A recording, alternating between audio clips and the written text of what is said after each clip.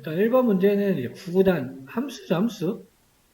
나중에 여러분들 코딩 테스트 같은 거를 만났는데, 함수라고 명시가 되어 있는데 그냥 곱하거나 이런 식으로 구현하면은 감점이 많이 되겠죠. 그러니까 뭘 원하는지를 좀 보셔야 되고, 함수, 구구단이라고 하니까 단순히 for문으로도 구현할 수도 있고, while문으로도 구현할 수 있겠죠. 그래서 지금 제가 일부러 두 가지를 가져왔는데, 함수라고 얘기를 했으니까요. 이게부터 실행이 될 거고, 여기에서 함수를 호출해서 진행을 시키면 되겠죠. 지금 같은 경우는 3단이니까 3 들어가고 빈 리스트를 만들어주는 게 좋다고 말씀드렸습니다. 그 다음에 1단부터 9단까지 돌아야 되니까 뭐 그거 넘겨줄 수 있는 변수 하나 만들어주고 반복을 하면 되겠죠. 1부터 9까지 i가 변하면서 어펜드 시켜가지고 리절트랑 빈 리스트에 쭉 넣어주게 되겠죠. 그 값을 리턴 해주는 거. 이렇게도 구현을 할 수 있을 겁니다. 근데 우리가 함수 같은 거는 그 속도를 측정하는 거 좀 좋아요. 지금 같은 경우 반복된 작업이 있으니까 개요로 잠깐 말씀드리면 일단 우리 타임 모드를 가져오면 되겠죠. 가져온 다음에 함수를 호출하기 전에 타임을 기록하면 될 겁니다. 본인이 알아듣기 쉬운 걸로 타임을 찍어보면 이때 이 라인에서 실행되는 시간이 이제 여기 기록이 될 거예요. 그렇죠? 내가 이제 함수를 호출하는 부분이 여기니까 함수를 호출하고 나서 끝난 다음에 이제 A에 넣잖아요. 근데 이제 이렇게 변수에 넣는 작업은 알고리즘적으로 1밖에 안 돼요. 1. 그러니까 별로 고려할 요소는 아니라는 거죠. 그래서 끝나고 난 뒤에 여기서 이제 체크를 해주면 되겠죠. 걸릴 시간을, 테이크 타임 이런 걸 넣어서 여기에서 한 번 더 부른 다음에 이 시간을 빼주면 되겠죠. 그러면은 이 함수를 수행하는 시간이 테이크 타임에 기록이 됐거든요. 그럼 나중에 우리는 여기서 찍어보면 되겠네요. 그래서 복잡한 알고리즘들 테스트할 때는 이런 식으로 설계를 하시면 되고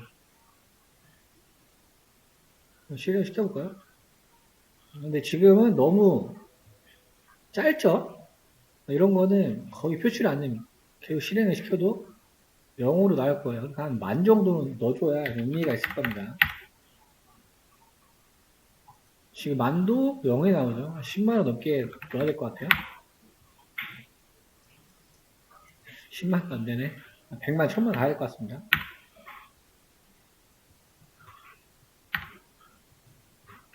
굉장히 속도가 빠르다는 거죠. 더 높여야 될 것 같아요. 비교를 해보려고 했는데 비교가 안 되겠네.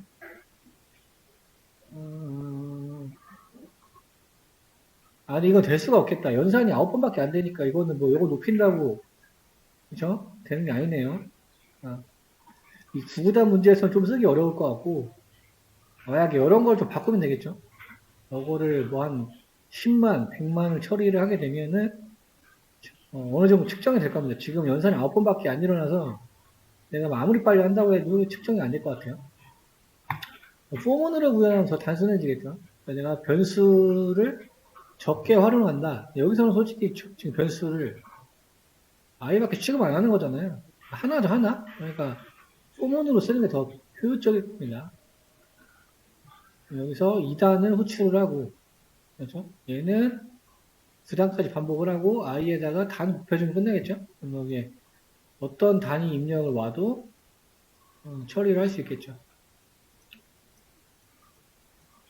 범위가 제가 테스트한 결과로는 일단 10만, 100만은 돼야지 정확히 걸린 시간이 조금 비교가 되실 거예요.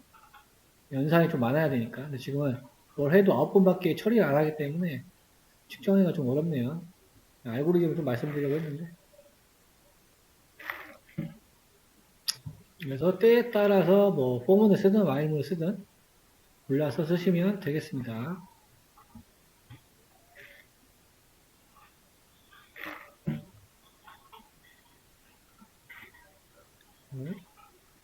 이거는 잘못됐네.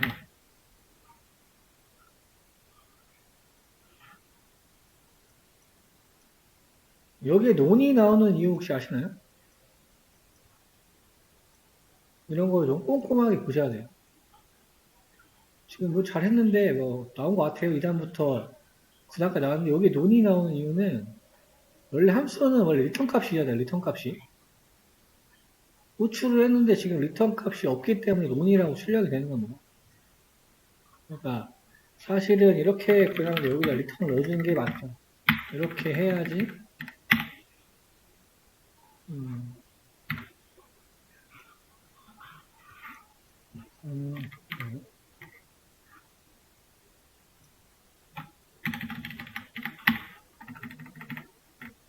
이렇게 되면은 계속 호출을 해야 되겠네.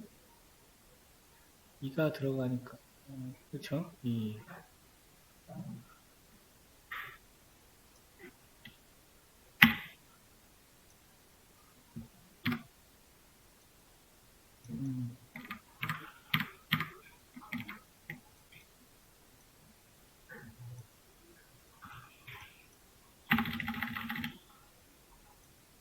이렇게 하면 나오는데, 리턴 값을 지금 정의를 안 해줘가지고, 여기서만 지금 도게끔 해서 여기서 수행돼서 끝나기 때문에, 이렇게 나오는데, 만약에 여기에 조금 지저분하다 하면은 조금 구조를 바꿔야 되겠죠. 리턴을 해서 리턴 값을 찍는 식으로 구현해야 될 것 같네요. 이렇게 되면은 호출을 여러 번 해야 되겠죠. 2단, 3단, 4단, 5단, 6단 이런 식으로.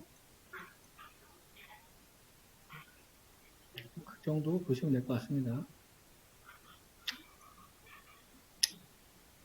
2번. 3과 5의 배수니까 이제 이거는 나머지 생각하면 되겠죠. 나머지. 그러면은 3과 5의 배수를 모두 더하니까 5의 조건이 되겠죠. 5의 조건. 왜냐면 3의 배수도 그냥 5의 배수인 거가 있죠. 뭐 15 같은 거. 엔드 조건으로 하면은 문제가 틀리게 되겠죠. 1000 미만의 자연수니까 1부터 1000까지 입력값이 3이거나 5이면은 더해버리면 되는 거죠. 너 누적시키면은 합이 구해질 거고요. 23만 3,168이 나오네요.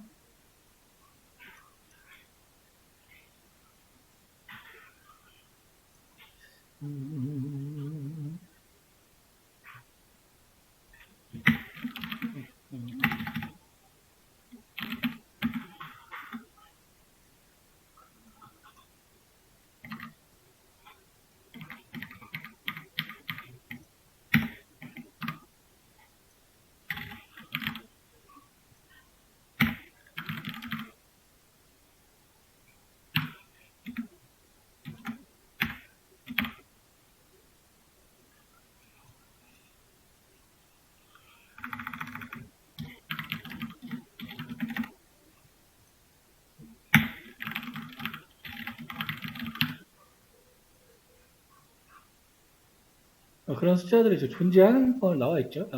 찍을 수 있죠. 1의 배수이면 2의 배수이면 조금 더 출력을 해보려면 여기서 찍어봐야 될 것 같네.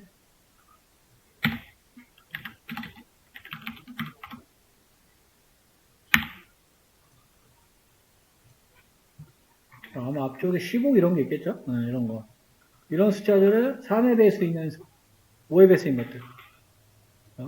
이런 거를 빼려면은 이렇게 조건을 걸어줘야 되고.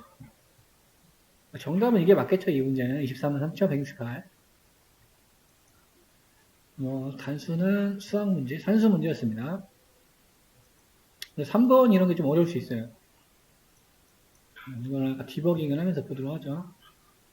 게시판을 페이징 한다고 나와 있는데 이건 그냥 실전 예제랑 조금 합쳐서 나온 거고요. 함수 이름은 객토탈 페이지로 해라. 함수를 만들어 놓고 입력 값은 게시물의 총 개수는 m으로 하고 한 페이지에 볼 수 있는 기준수는 n이라고 하겠다. 그러면은 게시물의 총 개수는 5개니까 10개까지밖에 못 보여주네요. 그러니까 당연히 들어가겠죠. 작으니까. 근데 15개면 2페이지로 해야 되고 25개면 3페이지로 해야 되고 만약에 그냥 10개면 30개면은 이렇게 하면은 3장이 필요하겠다. 함수를 보여준 거고 그래서 이제 각 페이지의 수랑 게시물 수를 호출을 하는 부분이 되겠습니다.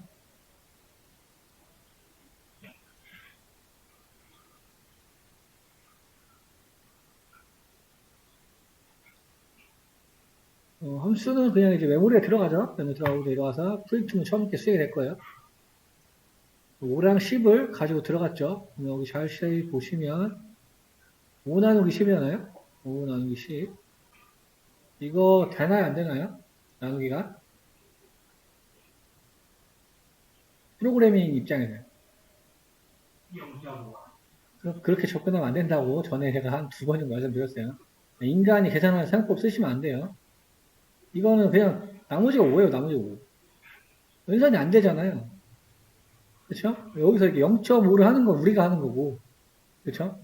컴퓨터 프로그램 인터프리트 입장에 봤을 때 5 나누기 지금 뭐야? M이 5인가요? 제가 더 헷갈리네. 네. 첫 번째 오는 게 이거였으니까 50 맞네요. 이거잖아요. 이거 얘예요. 얘 나머지 인터프리트 어떻게 변하는지 보세요. 5 나누기 10인데 지금 0이 아니죠? 왜냐면 나머지가 5니까. 그렇죠. 그러니까 지금 안 들어가죠. 만족을 해야지 들어가잖아요. 이 부분으로. 안 돌아가잖아요. 그러면 지금 5 나누기 10의 목이 뭐예요? 목. 0이잖아요. 0. 그렇죠. 얘가 0이라는 거. 걔한테 1을 더하라고 했잖아. 그렇죠.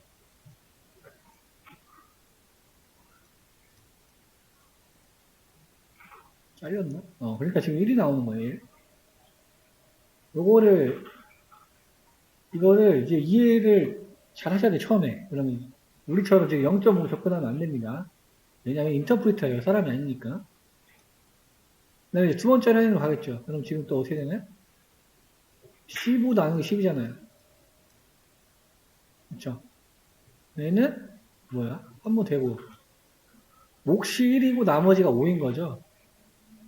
그럼 지금 나머지가 0이라고 나오죠. 그럼 얘도 들어가나요? 안 들어가나요? 두 번째. 안 들어가죠, 또? 안 들어간 현재 목은 1이죠. 1 플러스 1이니까 2가 되겠죠. 나머지가 2. 이렇게 나오는 거고. 다음 라인은 25 나누기 10이니까 25 나누기 10. 얘도 마찬가지죠. 2고 나머지가 5잖아요. 얘도 0이 아니죠, 나머지가. 리턴으로 가고. 근데 지금 몫은 2잖아요. 2 플러스 1이니까 3. 마지막 라인은 좀 다르겠죠, 이제. 얘는 30 나누기 10이니까. 딱 떨어지죠? 0. 그렇게 되면 이 부분을 들어갈 거라고 예상이 되죠. 들어갔죠? 리턴으로. 그때 몫은 뭔가요? m 땡땡n은 몫을 구하는 거니까 3이죠, 3? 예. 그대로 리턴하는 거죠, 3. 리턴했으니까 끝나는 거고. 그래서 지금 결과값이 1, 2, 3, 3으로 나오더라. 이렇게 이해를 하시면 되겠습니다.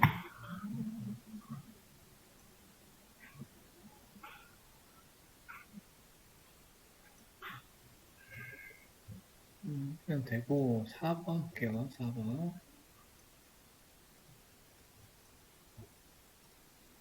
이게 조금 문제가 여기는 좀 간단히 나왔는데 그거 제가 좀 알려드린 위키룩스 가면은 조금 설명이 있었을 거예요. 이제 궁극적으로는 라그 V를 사용을 해야 되고 얘가 0번이죠? 0, 1, 2가 되겠죠. 얘는 묶어놨으니까 문자로. 여기서 마이너스 A라는 건 모드를 얘기하는 거고 이 모드가 어펜드 모드 이런 걸 얘기하는 거죠.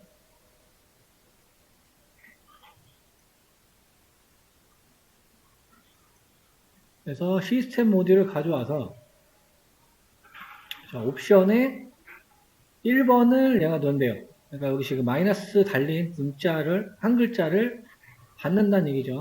받았으니까 만약에 그 받은 글자가 마이너스 A라면 메모라는 거 뒤에 있는 글자를 읽어서 arg 다음에 파일 메모.txt는 파일에다가 어펜드로 추가를 하라는 거죠. 제가 지금 메모점 여기 있네요. 지워버리고 닫고 만약에 elif니까 두 번째 들어온 인자가 마이너스 V라고 된다고 하면 메모.txt라는 파일을 읽어서 그냥 프린트 해줘라. 이건 뷰 얘기하는 거 같죠, 뷰. 이거 같은 경우는 이렇게 실행을 하면 에러가 나겠죠. 왜냐면 argv를 다룰 수가 없으니까요. 반드시 이렇게 실행을 시켜야 된다고 말씀드렸고, 이렇게 경로로 이동할게요. 스마트폰스. 여러분이 만든 파일명으로 해야 되고, -a, 여기 뭐, 라이프 소스네요. 에러 없이 실행이 됐고, 메모.ts를 읽으니까, 한 줄이 정상적으로 어펜드가 됐죠. 계속 실행할 때마다, 늘어날 것 같은 5줄 되겠죠. 이렇게 됩니다. 두 번째 모드 테스트하기 위해서, 이걸 뷰로 바꿔주면, 읽어가지고 그 화면에 뿌려주는 것을 볼 수가 있습니다.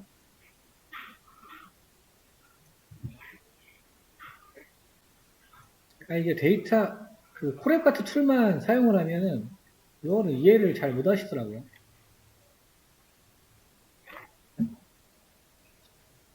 디버깅을 해봐야 되기 때문에, 이렇게. 그 다음에 5번 문제 볼게요.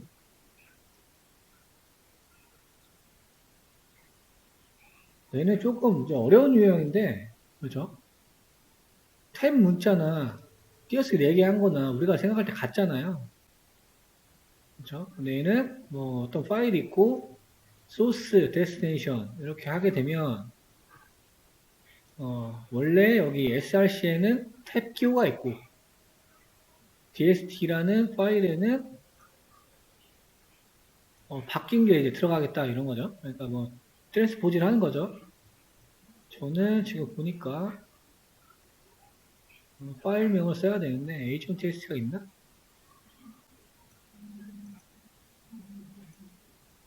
일단 저는 a라는 걸 만들어서 지금 보시면 여기서 탭을 아무리 눌러도 음영 처리 한번 해보시면 이게 점이 생기죠. 점. 이게 띄어쓰기라는 얘기거든요. 그러니까 이제 이 툴에서는 뭔가 작업을 해야 된다는 거예요. 내가 띄어쓰기 4번 하는 거나 탭을 누르면 똑같아요. 이 툴에서 뭐 조정하는 것도 있을 것 같긴 한데 저는 다른 툴을 좀 써볼게요. 아니야, 일단 노트패드를 쓰는 게 이런 툴 쓰지 마시고요. 아우.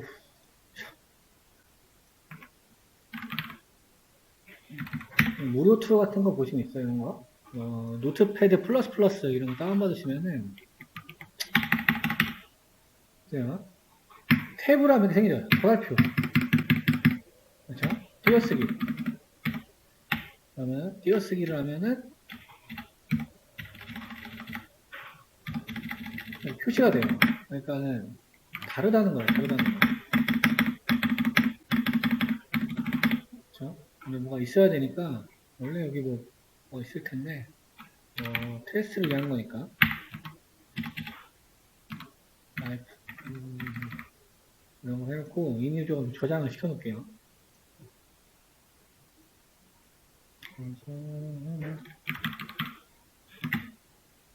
아까 i.txt라고 했잖아요.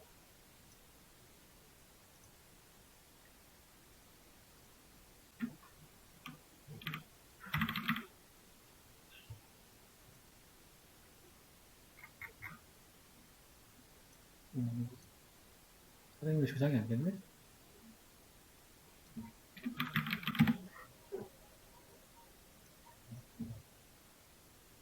여기 좀 가져오겠습니다, 이를.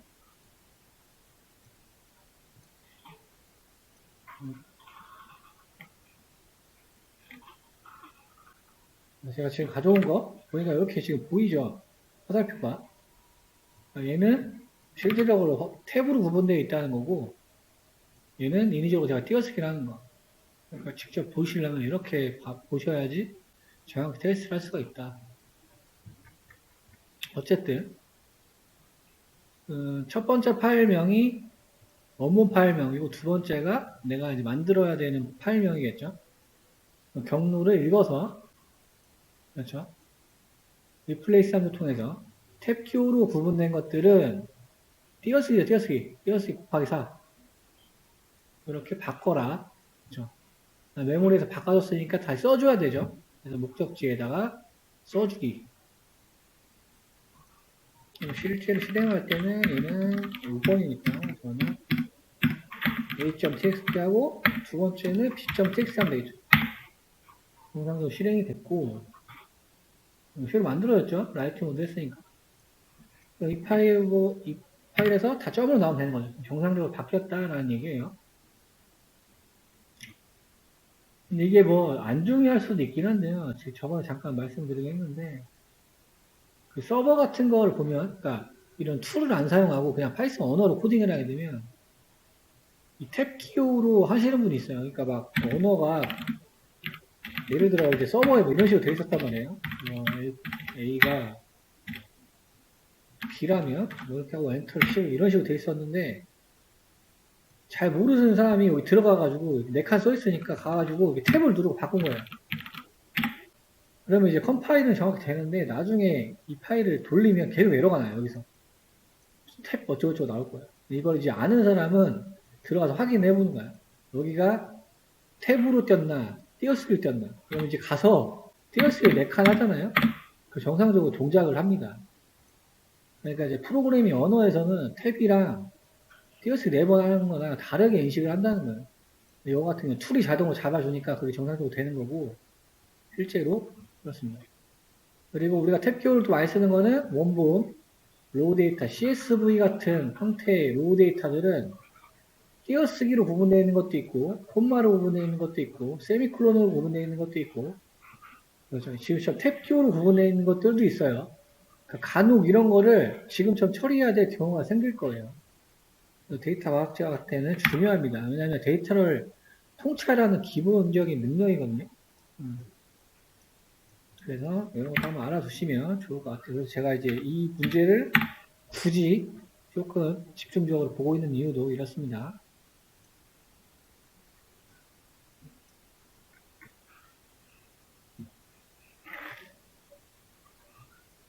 근데 가장 중요한 건 이 함수를 알고 있느냐 없느냐예요. 리플레이스 함수를. 1번 볼 건데요. 1번은 조금 쉽지 않은 문제예요. 1번. 하위 디렉토리 검색하기에 관련된 문제인데 잘 이해하면 굉장히 효율적인 자동화 작업을 많이 하실 수 있을 거예요. 이거 먼저 봐야 돼요. 두 가지 유형이 나오는데 경로가 저는 좀 바뀌었을 것 같은데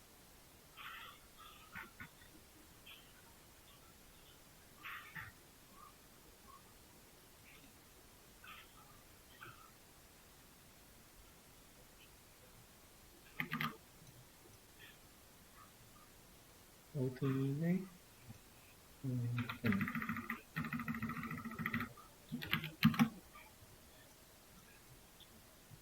OS 임포트 해가지고 이제 패스를 이렇게 절대 경로를 정해줬어요. 2개씩 달려있는 거는 우리 탈출 문제 때문에 이렇게 기록을 해줄 거고요.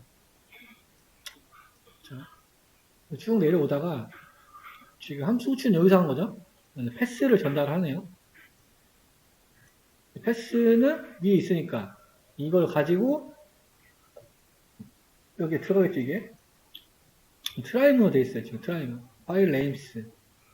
여기 디렉토리 안에서 디렉토리가 몇 개인지 조회를 해서 찍어보는 겁니다. 처음에 얼마나 있는지. 그래서 파일 네임스 안에 파일들 포문으로 받아서 풀 네임이라는 거는 이제 디렉토리가 있고 파일이 있을 거잖아요.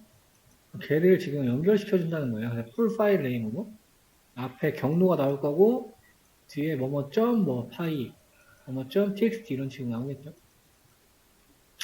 근데 그냥 웃긴 거는 만약 풀 네임이 있다면이잖아요. 이 파일 안에 존재한다면 여기 안에 서치라는 함수를 또 호출을 해요. 그렇죠? 함수 안에 자기 함수가 있어요. 이런 거를 재귀 함수라고 하는데 프로그래밍에서는 이게 굉장히 중요한 어떤 문제예요. 이게 있는 이유는 뭐예요? 어떤 폴더 밑에 어떤 폴더가 또 있을 거 아니에요. 그렇죠? 그 폴더 밑에 또 폴더가 있을 수도 있잖아요. 내가 이거 일일이 다 조회할 수는 없잖아요. 구조가 굉장히 복잡하니까. 그렇죠? 근데 이거를 내가 따로따로 처리하기 너무 힘들잖아요. 그러니까 제기함수식으로 구현을 해서 내가 하나만 설정을 해놓으면 그 안에 폴더가 있든 파일이 있든 그 안에 모든 걸 찾아내겠다는 의미예요. 그러니까 이걸 쓰면은 굉장히 정확하고 효율적인 내가 원하는 문제를 해결할 수가 있는 거죠. 왜냐하면 폴더 구조가 굉장히 복잡한 것도 많아요. 또 레벨로 따지면 10레벨 이상 되는 것도 있고. 그렇죠. 그러니까 이 함수가 의미하는 건 뭐예요?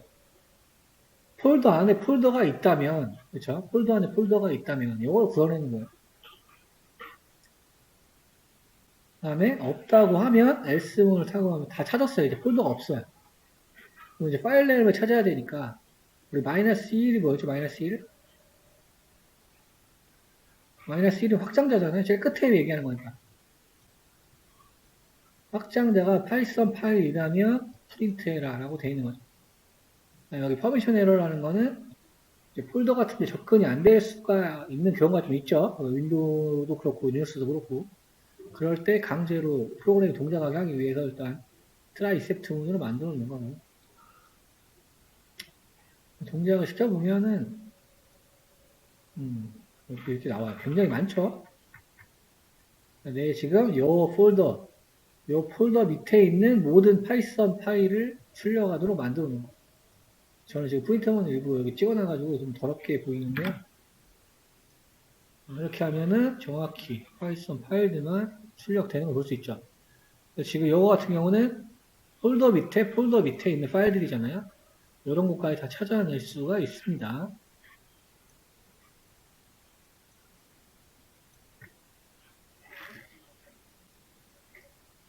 사실 조금 프로그래밍적인 내용이 좀 있기도 해요. 이게 제기함수는 알고리즘이나 자료급에서 나오는 거라서 이런 게 있다 정도만 찾으시면 될 것 같고, 그런데 알아서 나쁠 건 없습니다. 왜냐하면 데이터 과학자들은 데이터를 많이 다루기 때문에 보통 이미지 파일들도 있을 수 있고 TX 파일도 이런 걸 다룰 수가 있어요. 그러니까 이거를 알면 효율적으로 할 수가 있고요.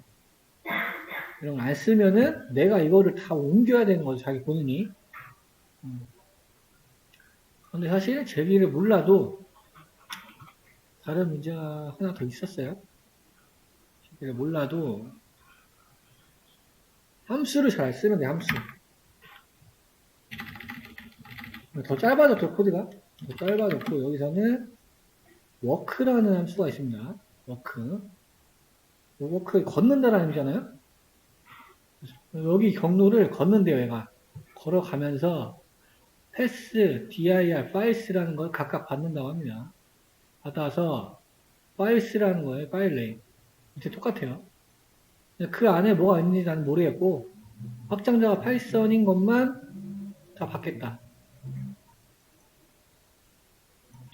그래서 출력해보면 똑같이 나옵니다. 그러니까 이런 함수를 알고 있으면 굉장히 심플하게 구현할 수가 있어요. 좀 자세히 보시려면 여러분 디버깅에서 이 변수 안에 뭘 들어가는지 보시는 게 좋아요. 워크라는 함수는 어떤 파일스와 디렉토리, 패스를 다 가진다. 그래서 포먼으로 각각 3개로 받은 거죠.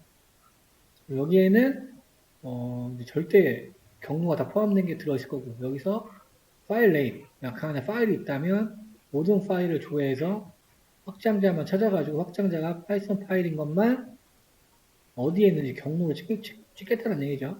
지금 파일 네임이라고 나온 거 어떻게 받았느냐 하니까 이렇게 나오죠. 이거는 기호 표시한 거고. 그래서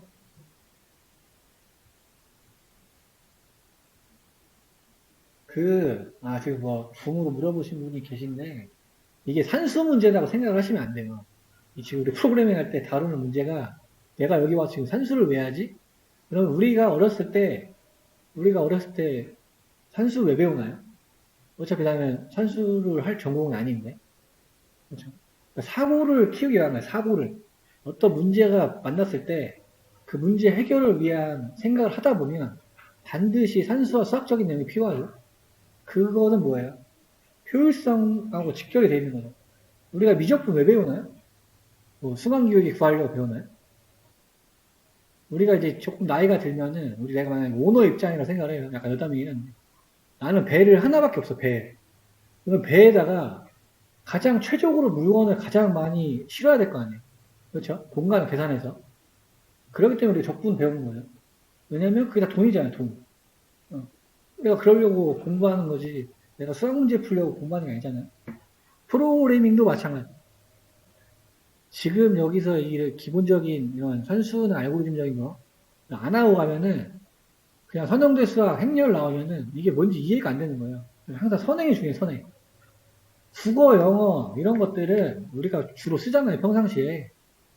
그러니까 어느 정도 통밥으로 이해를 할 수 있어요. 많이 듣고 보다 보면.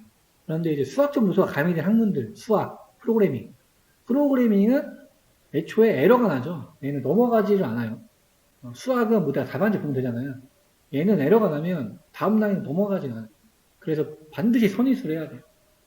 그래서 그런 약간 사고를 키우기 위해서 이런 문제들을 많이 푸는 거예요. 왜냐하면 이 문제를 보게 되면 그렇죠. 수학적인 사고를 해서 접근을 하죠. 그렇게 시작을 하는 거예요. 인공지능 문제 뭐 예를 들면 뭐가 있을 것 같나요? 인공지능 문제? 뭐 그런 걸 구해요, 보통.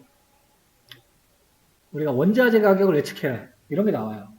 그럼 어떻게 예측해야 되는지는 산수 수학적인 분석이 애초에 필요한 거죠. 그러니까 그런 사고적 접근력을 키우기 위해서 하는 거예요. 프로그래밍에 그거를 구현을 해야 되니까. 그러니까 이거를 왜 하는지 궁금하시면은 그런 식으로 이해를 해야 됩니다.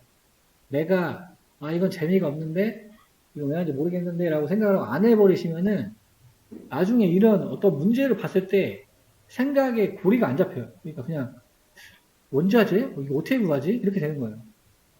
원자재 가격을 구하려면 굉장히 복잡한 요소가 생깁니다. 어떤 계절 정보도 가져와야 되고요. 예를 들면 그 회사의 데이터도 가져와야 되고 그 회사의 분기, 주기, 시간별 이런 데이터를 다 가져와야 되는 거예요. 걔네들을 가져올 때 그냥 가져오면 안 되죠. 수학적으로, 산수적으로 내가 필요한 것만 계산해서 가져오면 훨씬 편리한 작업을 할 수가 있잖아요. 그렇죠?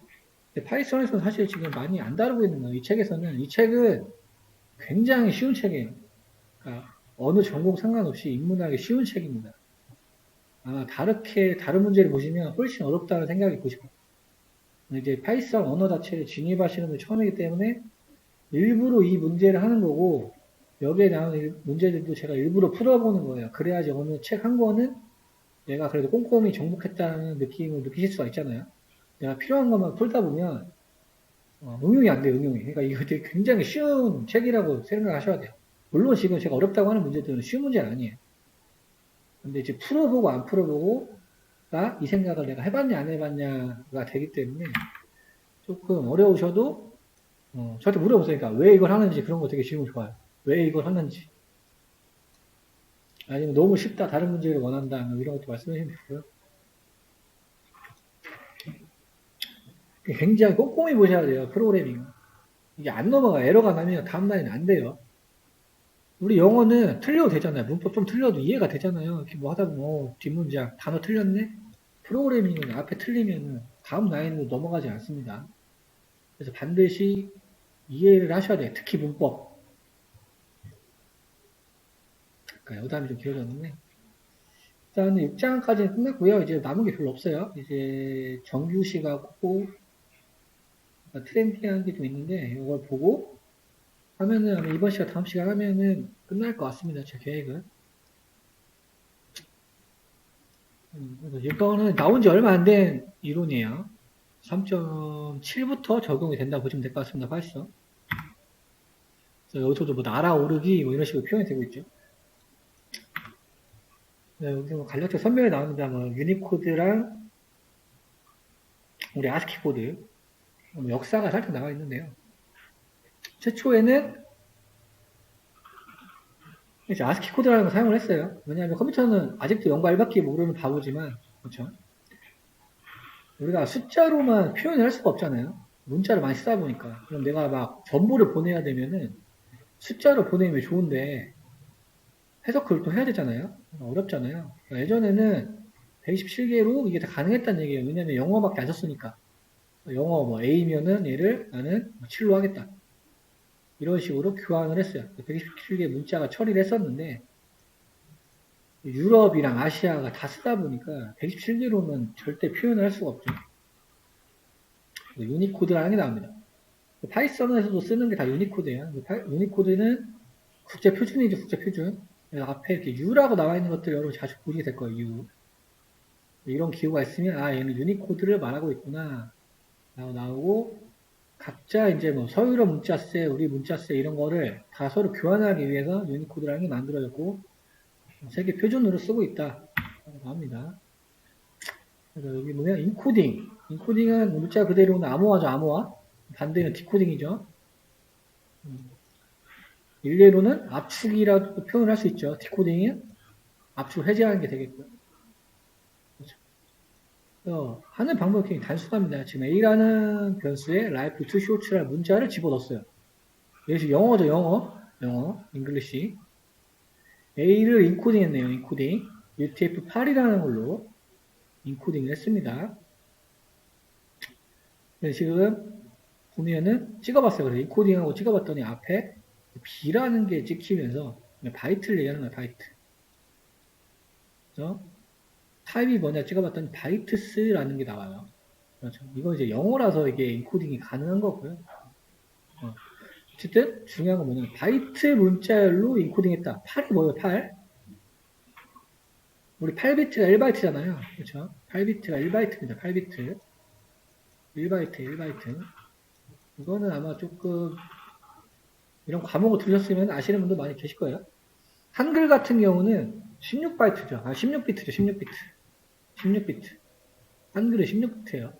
그렇기 때문에 바이트를 풀면 2바이트를 써야 됩니다.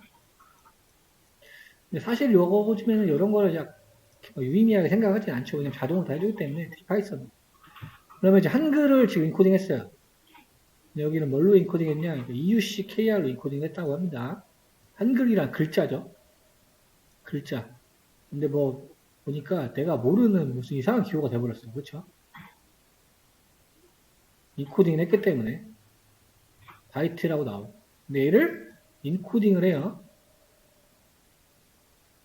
다시 UTF-8로. 그러니까 또 다시 보니까 더 이상한 걸로 우리가 알 수 없는 기호로 표현이 됐죠.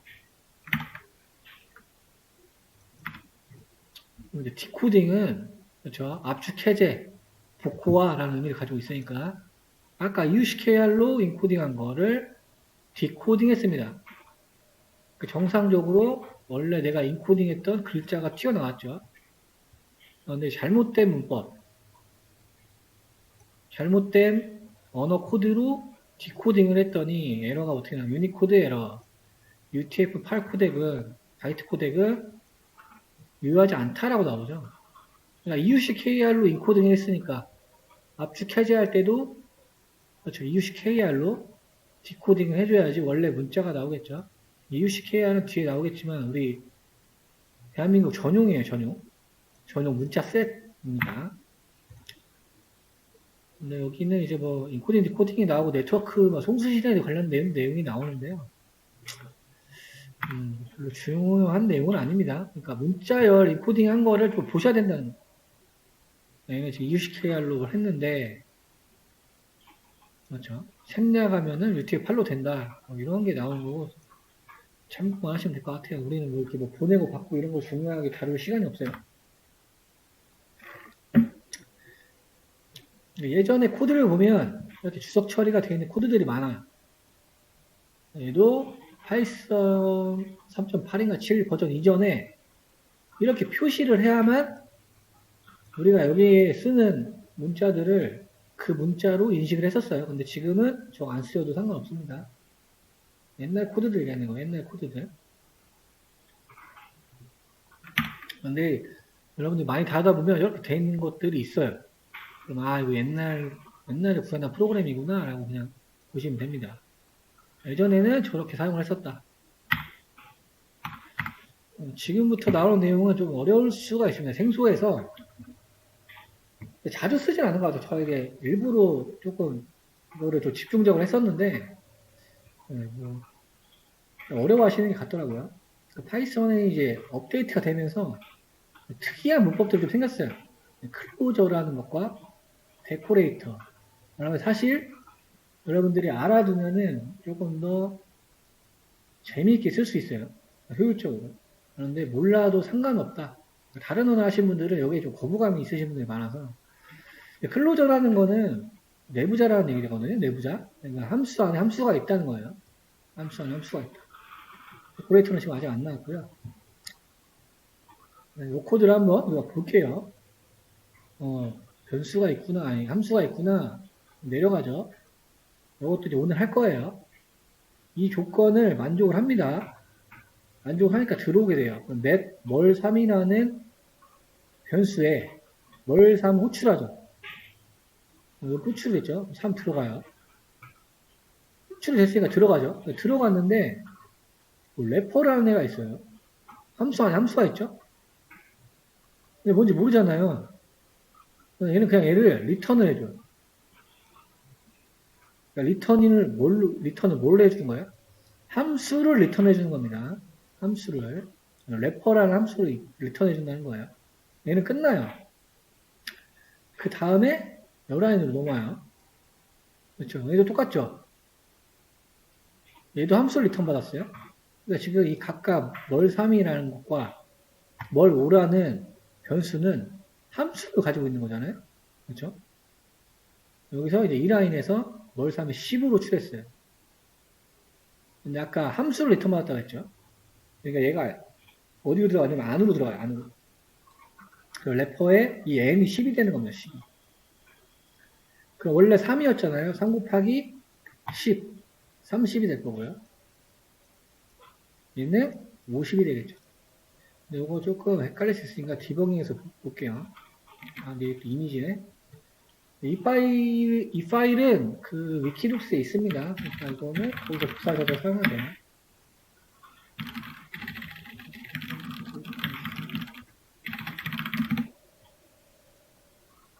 다 나와있기 때문에 위키룩스에서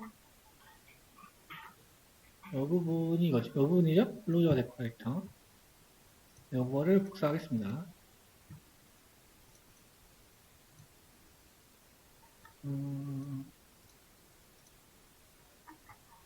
저는 뭐 있을 수도 있긴 한데 너무 많아가지고 만들게요 새로. 그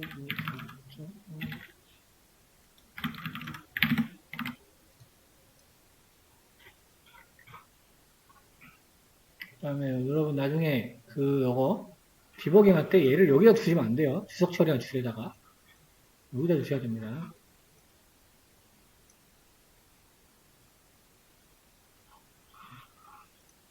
이거 함수가 다른데? 그렇죠? 문제에 있는 함수가 아닌데?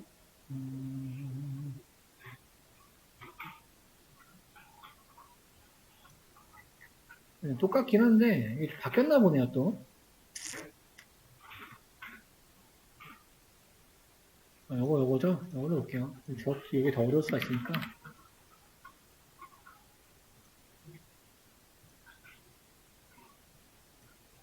그렇죠. 함수 보고 안 들어가죠. 내려온 다음에 if name main으로 돌아옵니다. 다시 해야겠다.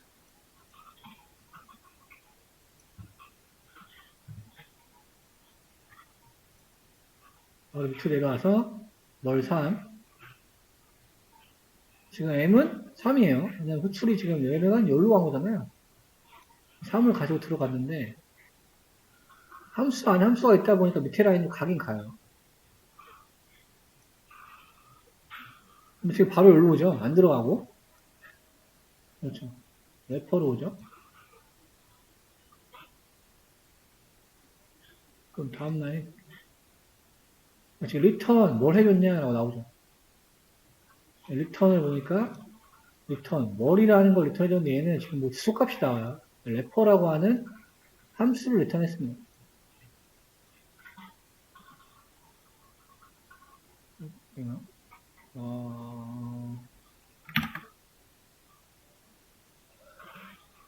기니까 뭘 오도 똑같이 할 거고요.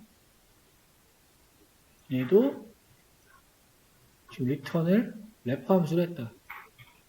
이때가 중요하겠죠, 이때. 그 다음에 10을 가지고 콜을 했어요. 또 이미 지금 어떻게 돼 있나요? n에 3이 들어있고, 그쵸? 얘는 그럼 10이죠, 10. 그러니까 30이 나온다. 30. 밑에 거 똑같겠죠? 이미 5를 가지고 있는 상태에서, 그렇죠? 5를 가지고 있는 함수니까요. 출력하면 50이 나온다. 이렇게.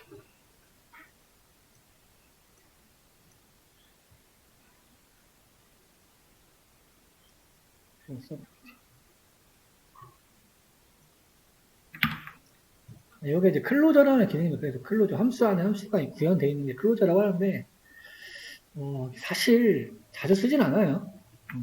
알아도 그만 계세요. 오히려 데코레이터는 많이 씁니다.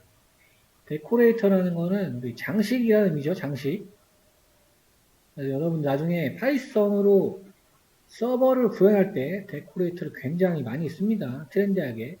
나중에 이거 뭐야 이러면 치면 안 돼요. 네. 얘는 이제 골뱅이 기호를 가지고 있어요. 이렇게.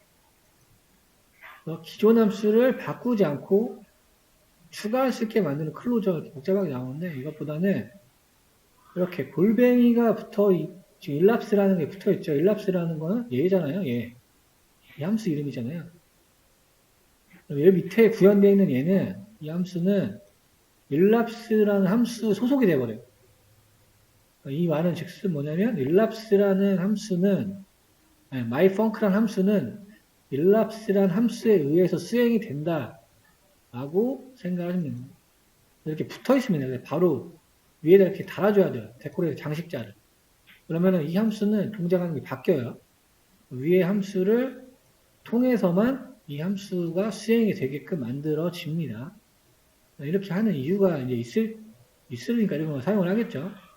그러니까 골뱅이가 써있고 함수 이름이 써있으면 이 밑에 구현되어 있는 함수, 지금은 myfunc라는 얘는 일랍스라는 함수에 의해서만 동작을 하게끔 만들어지는 거예요. 그러니까 우리가 지금 알고 있던 파이썬 인터프리터를 바꿔주는 거예요. 동작을. 이 기호를 통해서. 이거는 좀 이따가 디버깅 해보면 좀 더 자세히 알 수 있을 것 같아요. 보니까 여기도 뭐 수행시간 측정하는 게 나오네요. 조금 쉬었다 하겠습니다. 설명 들어볼게요. 오늘도 디버깅을 해야 되겠습니다. 찍어놓고. 아마 이 코드는 아마 에러가 날 거예요. 이해만 돕기 위해서.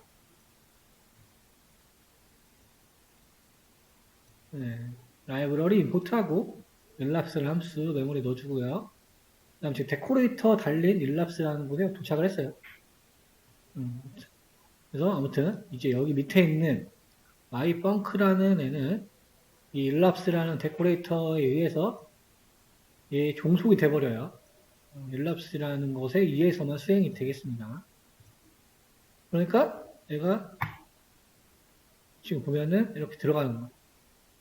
myfunc라는 거 일랍스에 의해서 수행이 된다고 했으니까 들어가서 진단을 합니다.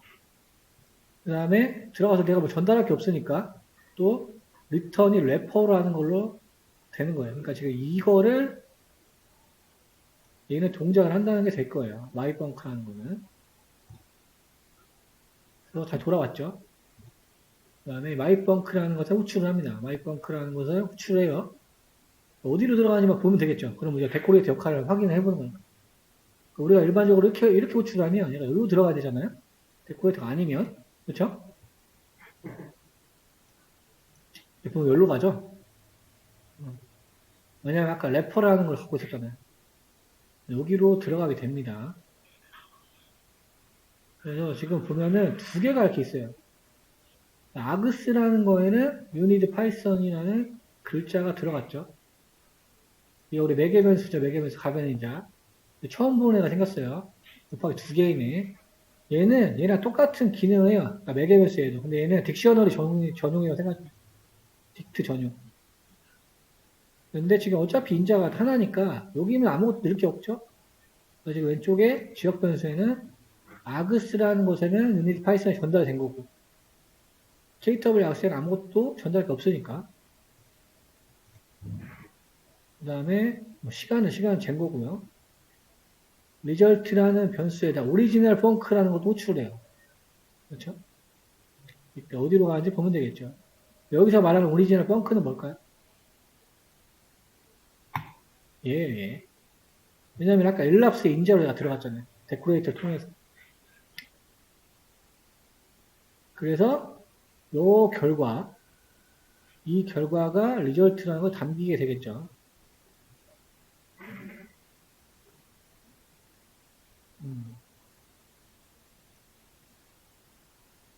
지금 뭐가 없다고 나오죠? 여기 안에 들어갔으니까 시간이 끝났고, 그다음 아까 제가 한 것처럼 끝나는 시간, 시작 시간 빼면은 현재 시간이 걸린 시간이 나오겠죠. 그 다음에 여기서 리절트. 그럼 여기 출력합니다. 함수 수행 시간 47초 몇 초. 이렇게 끝나게 돼요. 좀 어렵죠, 이 내용이. 이게 설명하기가 쉽지는 않은 것 같아요. 근데 시간을 너무 많이 할애하는 것도 좀 그래서 나중에 다뤄볼 기회가 있을 거예요.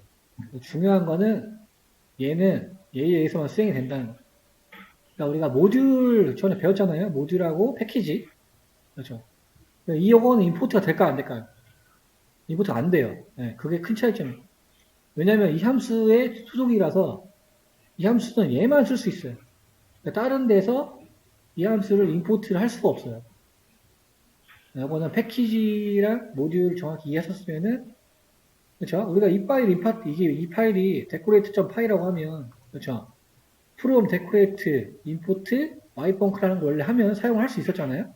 근데 데코레이터가 달려있기 때문에 얘는 다른 데서 호출을 할 수가 없어요. 약간 그런 차이점이 있습니다. 나중에 우리 서버를 다뤄볼 때 실전 예제를 써보도록 할게요. 네. 여기까지는 이 클로저랑 데코레이터는 조금 이해만 해놓으시는 게 좋고요. 얘는 우리 데이터 분석관에 많이 씁니다. 이터레이터. 이터레이터는 반복자라는 의미죠. 제너레이터는 생성자라는 의미가 될 거고요. 간만에 콜앱을 한번 켜볼게요. 오랜만에.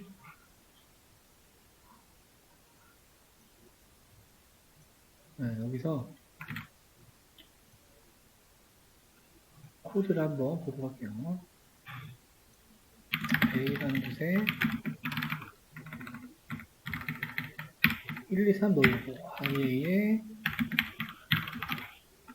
여기가 지금 이터레이터라는 함수 사용한 거죠? 이터레이터는 반복자라 그랬잖아요. 반복자. A.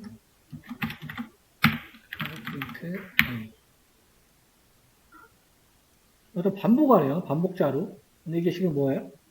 객체를 만든 거예요. 객체를. 이터레이터라는 객체를 만든 겁니다. 이 함수를 통해서. 그러니까 IA는 이터레이터죠. 왜냐면 이 값을 지금 넣은 거잖아요. 근데 반복자라는 객체가 된 거죠. IA는 객체 변수가 되는 거고요.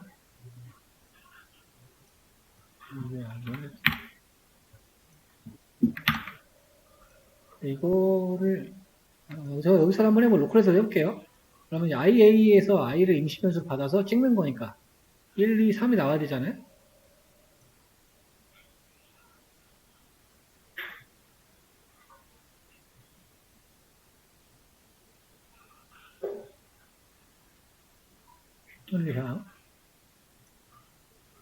사실 이거를 밑에서 한 번 더 하면 나오면 안 되거든요.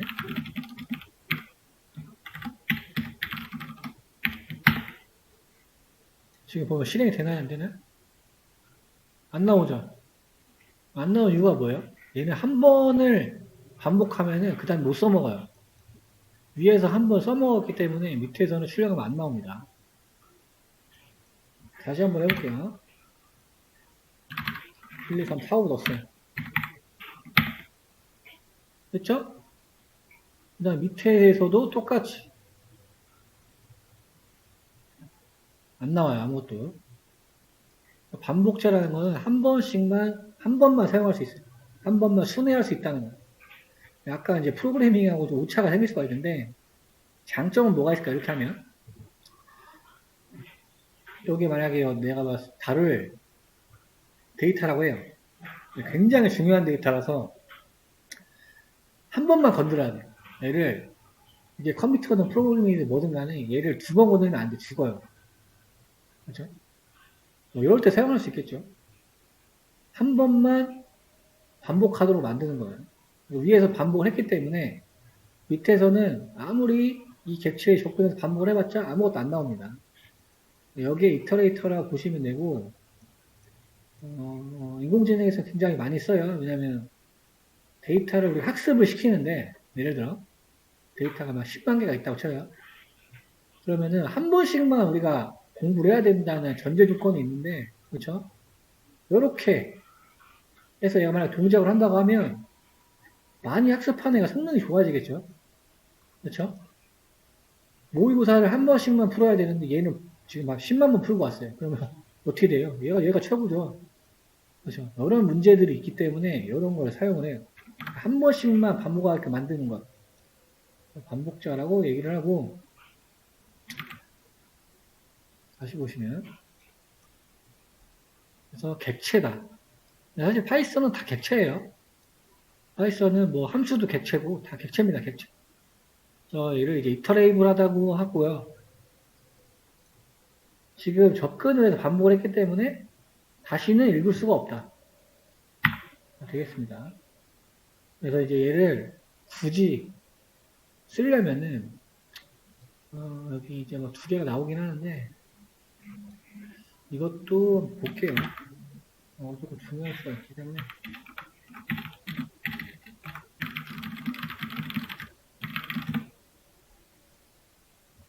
또 파일을 복사해서 한번 테스트를 해보세요. 이터레이터 제너레이터 그쪽 가보시면은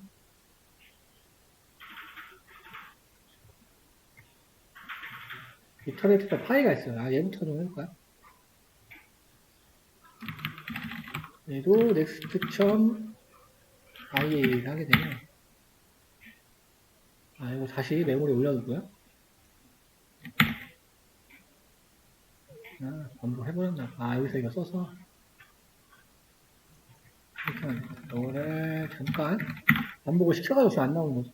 다시 동작한 다음에 한 번, 두 번. 조건이 뭔가요? 호출할 때마다 반복을 하는 거죠. 호출할 때마다. 세 번, 네 번, 5까지 있으니까 5번 되고, 한 번 더 하면 어떻게 돼요? 에러 뜨겠죠? 이렇게. 스탑 이터레이션. 반복 정지라는 게 뜨게 됩니다. 그래서, 이터레이터라는 반복자 함수를 호출할 때마다 하나씩 밖에 못 써요. 다 호출을 해서 반복이 됐으면은, 그 다음 호출했을 때는 이렇게 스탑 이터레이션이 쓴다. 여기에 더 원론적인 거죠. 얘는 이제 포문을 시켜가지고 강제로 반복을 한 거고요. 그렇죠. 그래서 반복적인 행위라고 생각하시는 게 더 쉬울 것 같아요. 뭐 함수 호출 이런 것보다 반복적인 행위가 일어났냐 안 났냐 얘 입장에서 A라는 데이터에 대해서 그래서 지금 더 하면은 에러가 나는 걸 볼 수가 있죠. 그 다음에 이터레이터 쪽 파일을 가져오시면은 이렇게 있어요. 클래스가 나오고 이렇게 두 개가 달려있는 거 여러분들이 처음 보죠? 얘네 두 개는.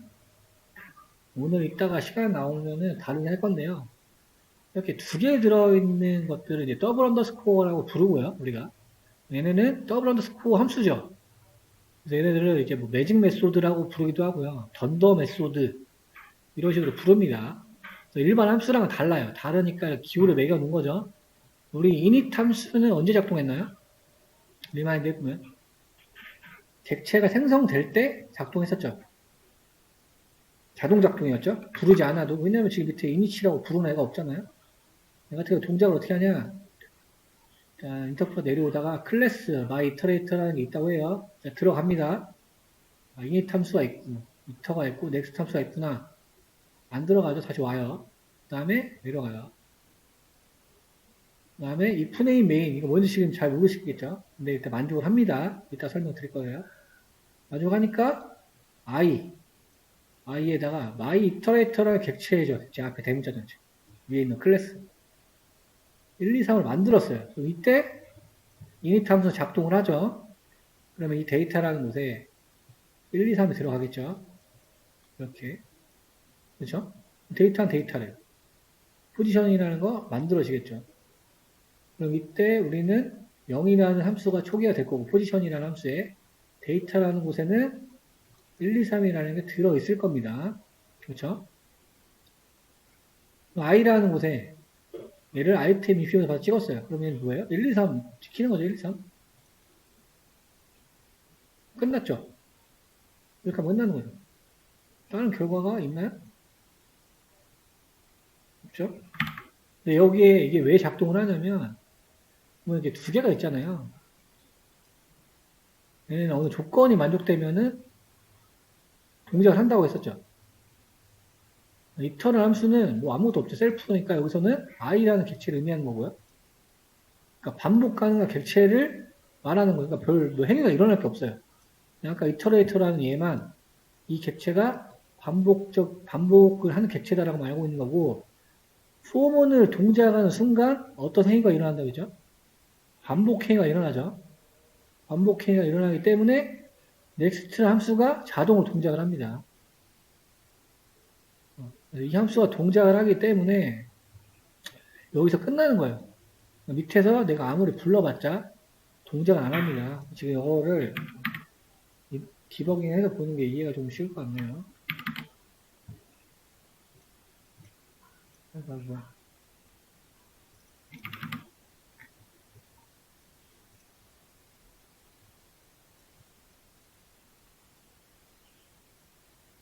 보죠. 흐름 볼게요. 이터레이터, init, iter, next 하고 다 돌아오죠? if name main 만족하니까 I, my iterator. 지금 데이터라는 곳에 1, 2, 3 들어있는 거 확인할 수 있고, 셀프는 이거 뭐 객체죠, 객체. 객체 주소 나오는가. i라는 객체를 의미하는 거고요. 다음 라인 넘어가는 포지션이라는 변수가 영어로 초기화되겠죠. 어디 갔어?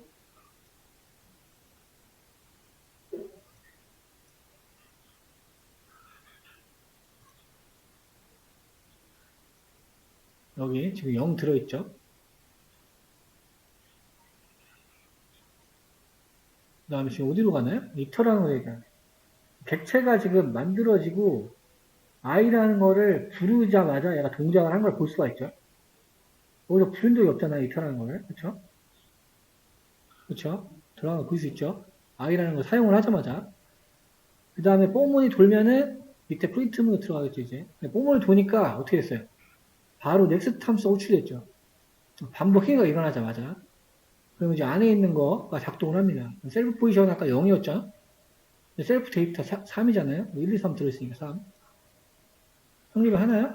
안 하죠. 안 하니까 여기 안 들어가고 밑에는 내려오는 거예요. 왜냐면 여기에 뭐예요? 들어간다는 의미는 반복을 3개 넘었으니까 끝나는 거잖아요. 그렇죠? 리절트는 이때 뭔가요? 셀프 데이터의 셀프 포지션이니까 셀프 포지션 0이잖아요. 1 얘기하는 거예요. 1. 1 안으로 넘어가면 리절트는 1이죠. 1. 그러면은 포지션을 또 넘겨준대요. 그럼 포지션이 0에서 1로 넘어가겠죠. 얘를 바뀐 거 볼 수 있고 한 번 반복행위가 끝난 거죠. 지금 딱. 그러면 똑같이 돌아가겠죠. 셀프 포지션이 이제 1이잖아요. 1. 1에 1번에 있던 데이터는 뭔가요? 2죠. 2. 2. 이거 지금 뭐예요? 인덱싱 하는 거잖아요. 인덱싱. 잘 생각하세요. 1, 2, 3 들어있잖아요. 데이터. 셀프 포지션 0, 1, 2 얘기하는 거예요. 그렇죠? 그러니까 1번, 인덱싱 1번이면 그 값은 2번이니까. 그러니까 요거는 디버깅 안 하면 절대 이해할 수가 없죠. 이런 코드들은. 원리를 이해하기 위해서 지금 제가 일부러 디버깅 해먹습니다. 그래서 이터 함수랑 넥스트라는 함수는 우리 키밸류처럼 같이 사용을 해야 돼요. 하나만 있다고 동작하지 않습니다. 지금은 일부러 마이 이터레이터라는 거를 만들어 본 거예요. 원리를 보기 위해서. 이게 없이 그냥 이터 함수 써도 상관없다는 거죠. 지금 원리를 파악하기 위해서 뜯어 본 겁니다. 일부러. 이게 예제에도 나온 거 보니까 중요하다는 얘기예요. 이런 식으로 작동을 한다. 이해하시면 되겠습니다. 그러니까 어떻게 보면은 뭐 그런 거야. 우리가 라이브러리의 코드들을 한번 열어본다? 뭐 이런 느낌으로 보시는 거예요. 이렇게 이해가 되니까요.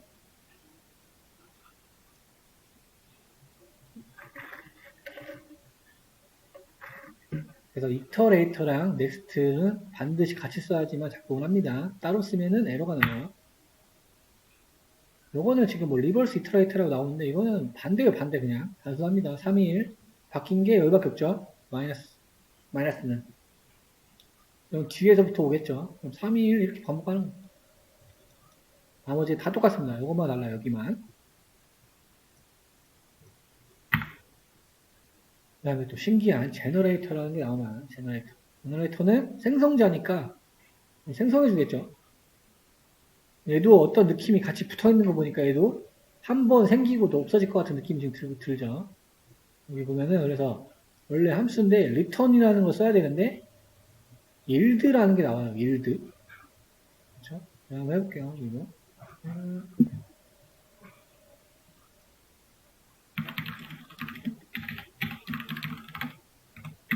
원래는 함수니까 return을 해야 하는데 여기서 yield.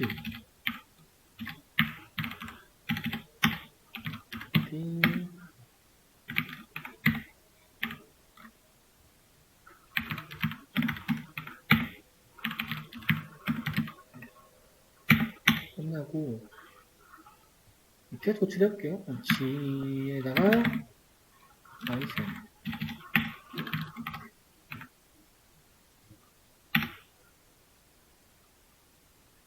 이게 프린트 G는 뭐죠? 근데 뭐 나오진 않죠. 제너레이터 객체라고 나옵니다. G가. G를 출력을 할 수가 없는 거예요. 왜냐면 제너레이터 작동을 하니까. 어떻게 사용을 해야 돼요? 이럴 때는 넥스트 함수 써야 되죠. 이렇게. 그러면은 A가 탄생이 됐죠 지금. B가 탄생이 되고 C가 탄생이 되고 한 번 더 하면 어떻게 되나요? 에러. 둘의 속성이 이제 이해가 좀 되시죠? 또 반복하면서 미리 만들어 놨던 거를 생성해 준 거예요. 생성. A 생성, B 생성, C 생성. 그래서 굉장히 테크니컬한, 또 요즘 최근 나오는 코드를 보면은 그렇게 구현해 놓으시는 사람도 있더라고요. 여러분이 뭐 프로젝트 여러 개 하시다 보면은 최근일수록 이런 게 더해져 있을 가능성이 높습니다. 근데 이제 그거 보고 얘 뭐야 이렇게 할 수는 없잖아요. 일들을 보면 얘는 생성해주고 넘겨주고 끝나는구나 생각하시면 돼요. 이터레이터와 제너레이터 묶여있는 이유가 이렇습니다. 그래서 일드만 기억하시면 되겠죠. 일드.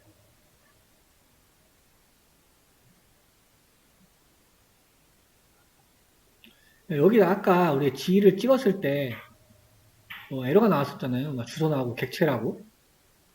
그렇죠? 왜 그러는 거예요? 왜 그러는 거예요? 이 함수가 리턴 결과라는 게 없고 그냥 생성하는 기능을 담고 있잖아요. 그렇죠? 그렇기 때문에 변수에 넣을 수가 없는 거예요. 그러니까 리턴 값이 꼭 변수라고 생각하시면 안 돼요. 파이썬에서는. 파이썬에서는 리턴 값이 함수가 될 수도 있고 어떤 객체든 다 리턴하고 보낼 수도 있고 다를 수가 있어요. 다 객체라고 생각하시면. 그래서 아까 프린트 G를 찍었을 때 객체라고 나왔었잖아요. 그러니까 객체이기 때문에 얘는 지금처럼 넥스트 함수 넘겨줘야지 작동을 하는 거예요.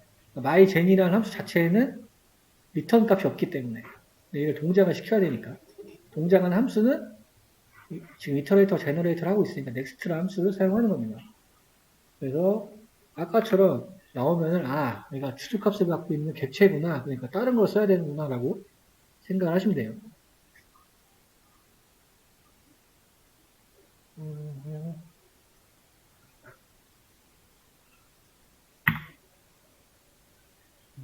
여기는 뭐 표현식인데 포문이 있네요. 포문이 있다는 거는 뭔가요? 이터레이블하다는 거죠. 이터레이블. 아, 반복 가능하구나. 그렇죠? 이 함수가 있고, 밑에 제너레이터 만들었어요. 그렇죠? 네, 호출할 거잖아요? 제일 처음에 1부터 1000까지 이렇게 i가 1일 거고, 리절트가 1 곱하기 1이네요. 그 다음에 1들에 1들, 리턴이 아니고. 1이죠, 1. 그 다음에는 2잖아요? 2 곱하기 2, 4. 그 다음에는 3 곱하기 3이. 그러니까 자기 자신의 제곱을 생성해주는. 다 생성하면 끝나는 거죠. 한 번씩만 하면. 얘 지금 이터레이터니까. 1두로 만드는 거잖아요. 리턴으로 뱉는 게 아니고. 그래서 여기 보면 약간 특이한 거. 리스트 컴프레이션이 되지만, 구분이 되지만, 튜플을 사용한다. 라고 되어 있습니다. 괄호를 감싸 있는 거 보니까 튜플이죠. 그래서, 제너레이터 같은 경우는 함수로 만들 수도 있지만, 튜플 표현식으로 간단하게 만들 수도 있다. 근데 잘 사용 안 해요. 네. 굳이 저렇게 쓸 필요가 없기 때문에. 얘도 제너레이터랑 이터레이터 같이 쓴 거.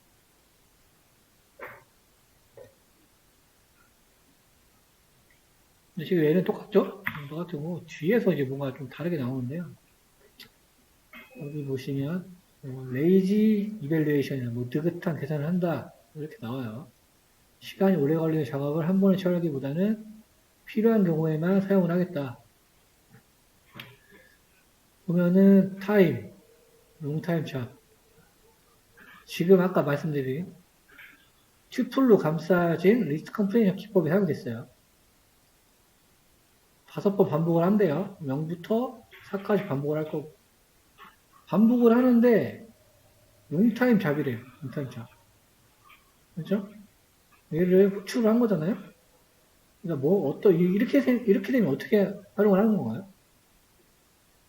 5번 이 함수를 호출한다는 얘기죠? 첫 번째 호출했어요. 얘 찍히고. 타임스를 1초 쉬죠? 그 다음에 리턴 던이래요. 던. 끝난 거고. 끝났어요. 그러면 이 함수는. 그래서 뭐 이런 식으로도 처리를 할 수 있다는 겁니다. 자주 쓰지는 않으니까 참고만 하시면 좋을 것 같아요. 오히려 이런 부분이 더 중요하겠죠. 파이썬은 대표적으로 동적 프로그래밍 언어입니다. 정적, 동적을 얘기하는 이유는 이제 뭐 다른 언어 해보신 분들은 알겠지만 다른 언어는 문자열이랑 숫자랑 변수 다 만들어져야죠. 그 앞에 뭐 인트, 그렇죠? 스트링, 언차인드, 언사인드 이런 식으로 메모리를 생각해서 변수를 만들어줘야 되고 그 변수에 그거밖에 못 넣어요. 그러니까 인트형으로 만들었는데 여기에 문자 집어넣으면 에러 나죠. 근데 이렇게 하다 보면 이게 뭐 효율적일 수도 있지만 예, 어느 그 영역을 다루지 않는 프로그래머가 보면 공부할 게 많죠. 그 자료 같은 거 다 외워야 되니까. 파이썬은 그런 게 필요 없다는 거예요. 그냥 뭘로 만들든 다 집어넣을 수 있다는 겁니다. A라는 걸 만들어 놓으면 A에 1을 집어넣어도 되고, 문자 1을 집어넣어도 되고, 그렇죠? 여러 가지 문자를 집어넣어도 됩니다. 그래서 이렇게 동적으로 바뀐다는 기능을 가지고 있습니다. 그래서 동적 프로그래밍 언어라고 다루고요. 여기 자바라고 나오네요. 자바 같은 경우는 정적 프로그래밍 언어. 그래서 int라고 픽스를 해놨기 때문에 a라는 변수에 문자 집어넣으면 에러가 바로 뜨게 됩니다. 대표적인 정적 프로그래밍 언어고 대부분이 다 정적 프로그래밍 언어죠. 대부분이. 장단점이 있을 거예요. 장점, 유연한 코딩이 가능하고 빠르죠. 생각할 필요가 없기 때문에. 그리고 타입 체크를 위한 코드가 없으므로 비교적 깔끔한 코드가 생성이 가능합니다. 단점으로는 프로젝트 규모가 커질수록 버그가 생길 확률도 높아진다. 뭐 조금 극단적으로 생각을 해보면 우리가 만들어 놓은 프로그램이 있는데 은행 관련된 프로그램이에요. 근데 이제 갑자기 우리 돈이 문자가 됐다고 생각을 하면 끔찍하죠. 네, 다 날아가 버리는 거니까. 그런데 사실 여러 언어만으로는 그런 은행 프로그램 같은 거 다루지 않기 때문에 그렇죠. 데이터베이스에서 픽스해주죠. 그렇기 때문에 그런 에러는 없긴 한데 엄청나게 좀 많아지면은 프로그램이 커지다 보면은 버그 확률이 높아지는 것도 사실입니다. 동적 언어, 정적 언어 장단점? 보통 소개해드릴 거는 어노테이션이라는 거는 주석 얘기하는 주석. 그래서 3.5 버전부터 지원하기 시작했다. 그래서 지금 힌트를 알려줘요, 힌트. 그래서 너무 과하게 친절합니다. 그래서 우리가 알고 있는 함수잖아요. 원래 A, B만 쓰면 되는데 옆에서 이렇게 자료형을 알려줘요. 그리고 이렇게 막 화살표로 가리키고 있고 이렇게 돼 있어요. 이미지죠, 지금. 여러분 그냥 테스트 잠깐 해보세요. 저런 희한하게 되어 있는 언어도 여기서 하면 동작을 합니다. 뭐 이렇게 막 이상한 문법이 적용되어 있죠. 땡땡, 인트, 땡땡, 인트래. 함수 호출할 때 하니까 여기다가 인트.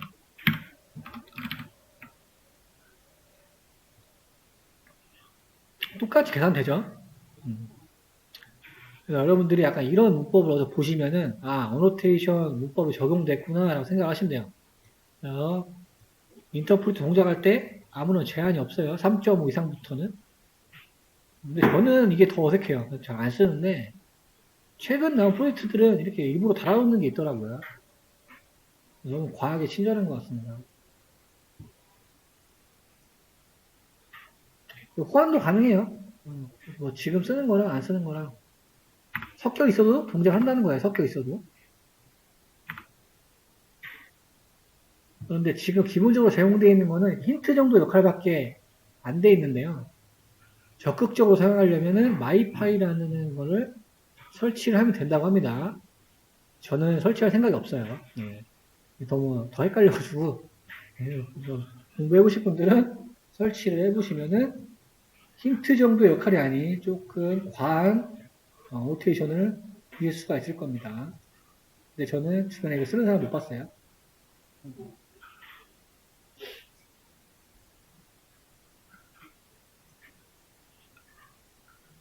마이파이라는 설정입니다. 이렇게 보면 될 것. 그래서 지금 이제 파이썬 문법에서 정규식 빼고는 다 끝났습니다. 정규식 빼고는 파이썬 문법 이론 다 끝났고 제가 따로 만든 자료가 있는데 중요해서 이거 설명해 드릴게요. 우리가 언더바를 파이썬에서 언더스코어라고도 불러요. 근데 파이썬에서 특별히 쓰이는 경우가 많아서 그런 것들을 정리해 놓았다고 보시면 될 것 같아요. 여기 보시면은 이거 좀 줄여줄까? 같이 짜가지면 안 되는데. 여기 보면 A는 19, B는 254 나왔어요.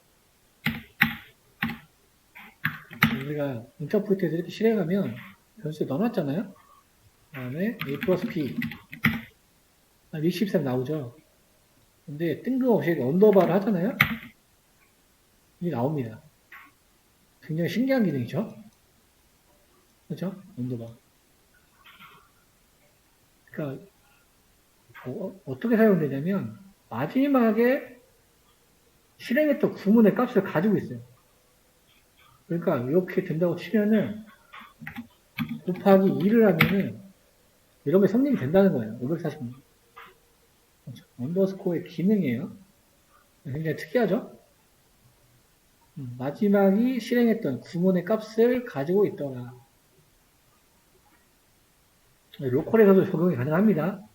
근데 이렇게까지는 쓰기 힘들 것 같긴 한데 어쨌든 마지막에 실행했던 값을 가지고 있어요. 이런 연산이 가능하다. 되게 테크니컬한 게 있죠. 그 다음에 이게 오히려 자주 쓰는 건데요. 이거는 한번 다 같이 보도록 할까요? 제가 직접 써볼게요.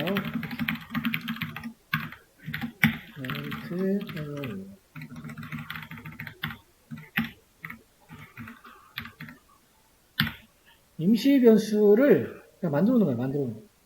얘도 동작을 합니다. 그렇죠? 그러니까 내가 임시 변수를 보통 뭐 이렇게 정해주잖아요. 보통 I, 뭐, 개, 이런 거. 근데 걔도 귀찮다는 거예요. 걔 쓰기 귀찮아. 왜 그런 거예요? 왜 귀찮아요? 이걸 앞으로 쓸 일이 없거든요. 내가 여기서 뭐 쓸 일이 없어. 그렇죠? 근데 받을 건 필요해. 그럴 때 쓴다고 생각하시면 돼요. 값을 무시할 때, 그러니까 이 값이 필요가 없을 때, 이럴 때 쓴다고 되어 있습니다. 이렇게 이제 이렇게 만들어 볼게요. 언더스코어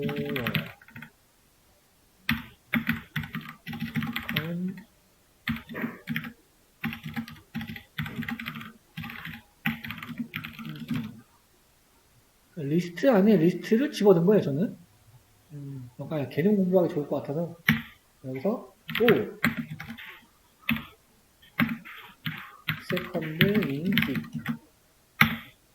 프린트 세컨드 그러면 뭐가 나올지 한번 우리 추론 한번 해볼까요? 뭐가 나올까요? 그렇게 하면 일단 딕이라는 거에 두 개의 리스트가 있죠. 그렇죠? 그러면 딕은 이 덩어리 하나 이 덩어리 하나 이렇게 받을 거예요. 그렇죠? 그렇죠. 그 다음에 어떻게 되는 거예요? 언더바로 앞에 있는 걸 받고 세컨드로 뒤에 있는 걸 받는다는 얘기죠. 지금 포문이 두 번 돌잖아요. 그럼 세컨드를 찍었잖아요. 그럼 어떻게 나와요? 언더스코어 플레이 위드미라고 나와야 맞는 거죠. 이게 잘 하셔야 됩니다. 이거 아무것도 아닌 것 같지만 굉장히 중요해요. 그렇죠? 이렇게. 그럼 반대로 언더바를 찍어봐요. 그러면 어떻게 나와요? 헤이 컴 이렇게 나오죠. 헤이 컴. 그렇죠? 순서가 반대로도 상관이 없어요. 반대로. 이럴 때 언더스코어를 사용을 합니다.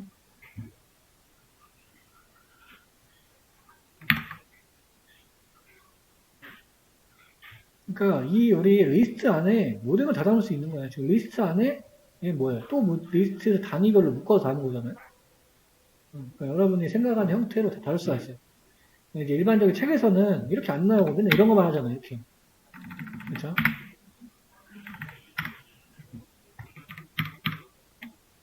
이렇게 다를 수가 있습니다. 다시 한번 보면 값을 무시할 때, 그 다음에 이 변수 딱히 뭐 쓸 필요가 없을 때 이럴 때 사용도 하고요. 그 다음에 여기는 조금 문법적인 건 아니에요. 문법적인 건 아니고 우리가 대리라는 거는 쓰면 안 되잖아요. 명령어니까. 예하고. 여기 예하고들 나오죠. 근데 나는 굳이 쓰겠다는 굳이 그냥 나는 때려 죽여도 대리라는 거 써야 돼. 언더바 이렇게 붙여서. 근데 사실 이거는 개인적인 차이겠지만 어떤 의미를 조금 내가 상기를 시키면서 그와 비슷한 거를 쓰고 싶을 때 언더스코어 붙일 수도 있죠. 근데 이렇게 언더스코어가 붙게 되면 얘는 예하고가 아니라 델 언더바라는 문자가 되는 거잖아요. 근데 여기서는 변수로 활용을 하고 있는 거죠. 그렇게 한다는 의미입니다. 1번 날린 거니까 얘 날리는 거 쓴 거죠. 어떤 특별한 의미를 부여하고 싶을 때 이렇게 쓴다. 근데 저는 추천드리고 싶지 않네요. 네, 이런 방법은 굳이 이런 예하고에 붙여서 쓰는 거는 좋은 건 아닌 것 같아요.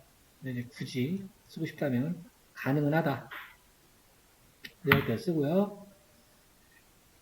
한 가지 더 얘는 이제 문법은 아니에요. 컨벤션이라고 나오는데 이거는 뭐 그런 거죠.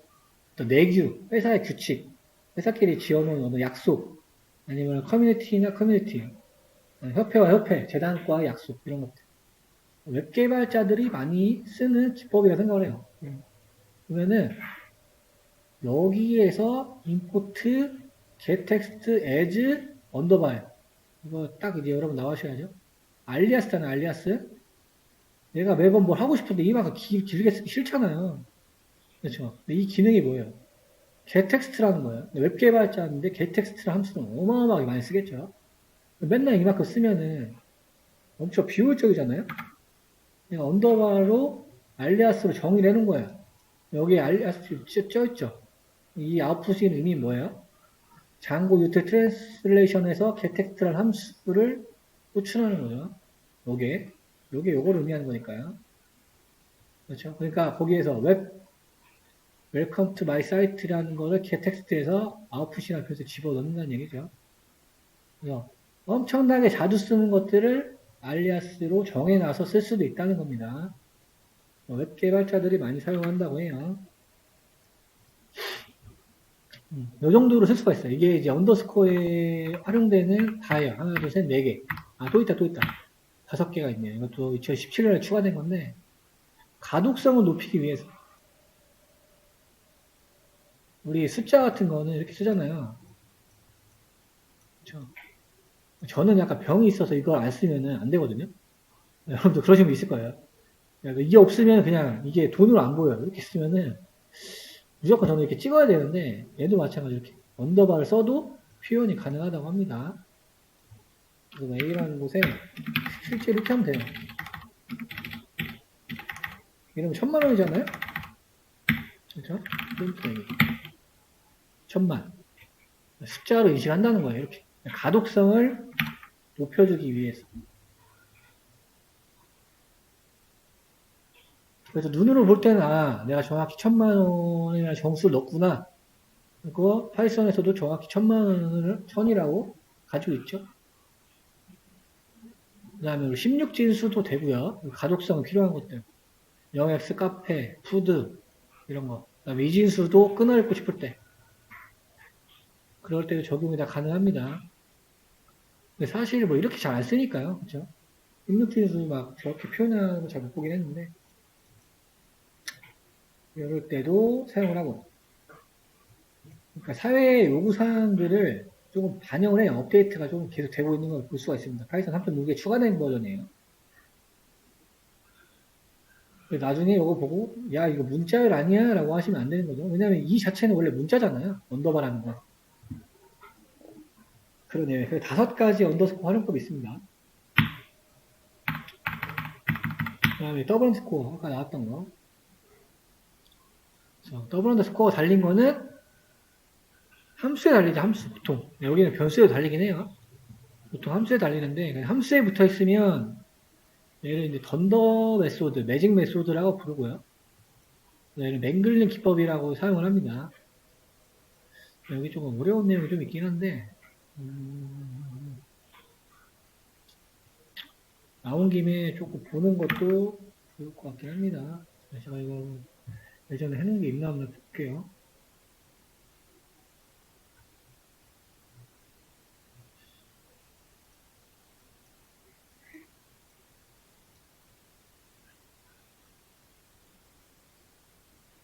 네, 없는 것 같으니까 다시 써야 되겠네.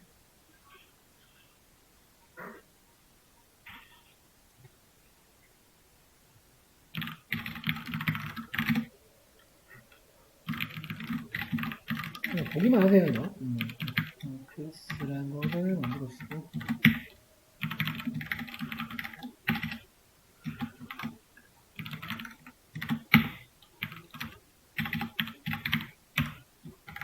요것도 지금 들어가 있죠. 더블 스코어요, 더블 스코어. 얘는 또 언더스코어가 들어있나?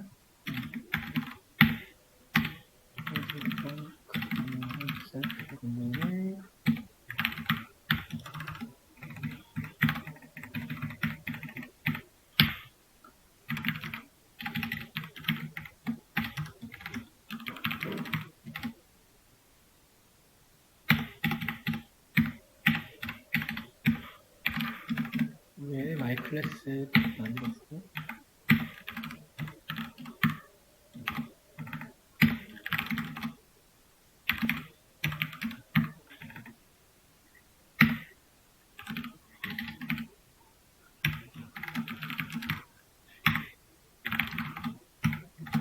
이것도 디버깅 해보겠습니다.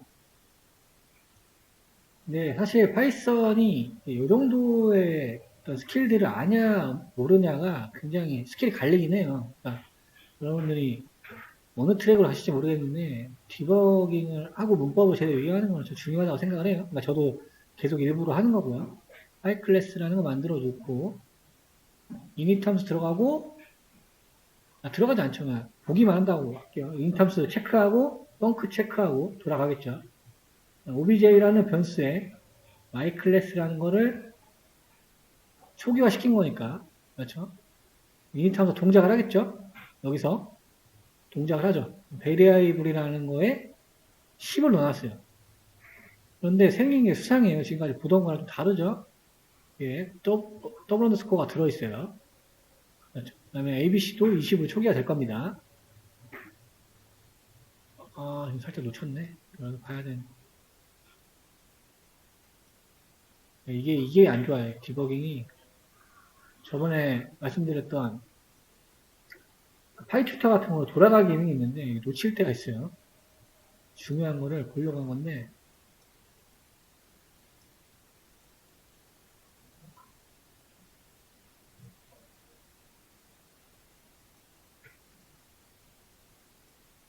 좀 놓쳤네. 잠시만요.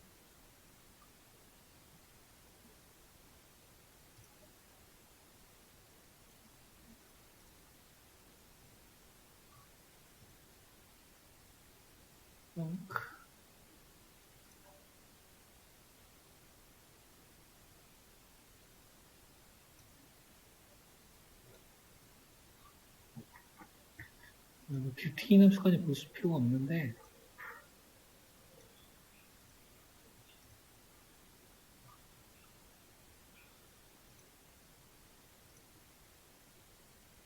마이클래스로 호출하면 10 들어가고 ABC라는 거에 20 지금 들어가죠. 여기 지금 보면 앞에 이게 붙었잖아요. 언더스코어라는 게. 이걸 제가 설명드리려고 하는 거예요. 어쨌든 셀프의 베리에이블이라는 언더스코어 달린 이거는 멤버 변수잖아요. 셀프의 점이니까 10인데 얘는 지가 앞에다가 뭘 달아놨어요. 이렇게 iClass라는 거 앞에 언더스코어를 달고 만들어진 걸 볼 수가 있어요. 한번 볼게요. ABC는 이게 20이겠죠?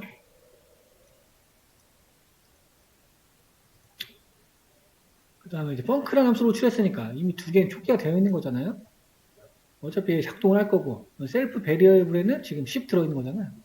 그렇죠. 프린트문이니까 출력이 되겠죠. 10 나왔어요. 이렇게 출력이 됐고 그러면 이제 OBJ라는 게 위에 거니까 거기에 아까 ABC라는 거에 20이 들어있잖아요. 그러니까 20이 나올 거예요. 그렇죠. 그래서 obj.variable 얘가 이제 뭔지가 궁금해가지고 접근을 해보는데 이렇게 에러가 납니다. 보면은 my class 객체는 더블 언더스코어 variable이라는 게 없대요. 속성이 없다고 나오죠. 그러니까 얘는 지금 취급을 어떻게 하냐면은 더블 언더스코어가 이렇게 해놓으면 내부에서만 접근이 가능하다는 내부. 그러니까 글로벌에 접근이 안 돼. 얘는 지금 글로벌이잖아요. 접근이 안 된다는 얘기를 보여주고 있습니다. 이거를 지금 왜 설명을 드냐면 외부에서는 아까 여기가 언더바가 붙었잖아요. 마이 클래스로 바뀌었죠. 이 이름으로. 그리고 셀프 더블 언더스코어가 달린 베리어블 함수 통해서만 사용이 가능하다는. 왜 그러냐면은 얘가 굉장히 똑똑하게 메소드 오버라이딩이 안 되게끔 만들어 놓은 거예요. 메소드 오버라이딩이.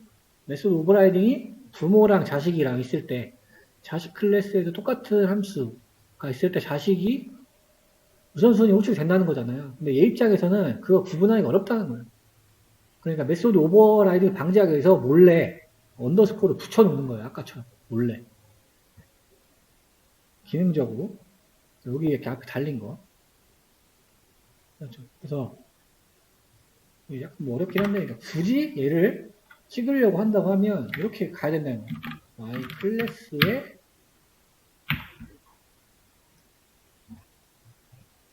아까 뭐 이름이 맞는지 모르겠네. 디버그를 살짝 끄고 그렇죠?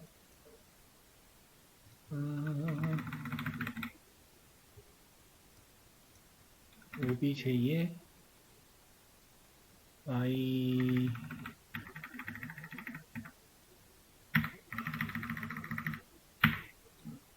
아까 뭐였지 이게?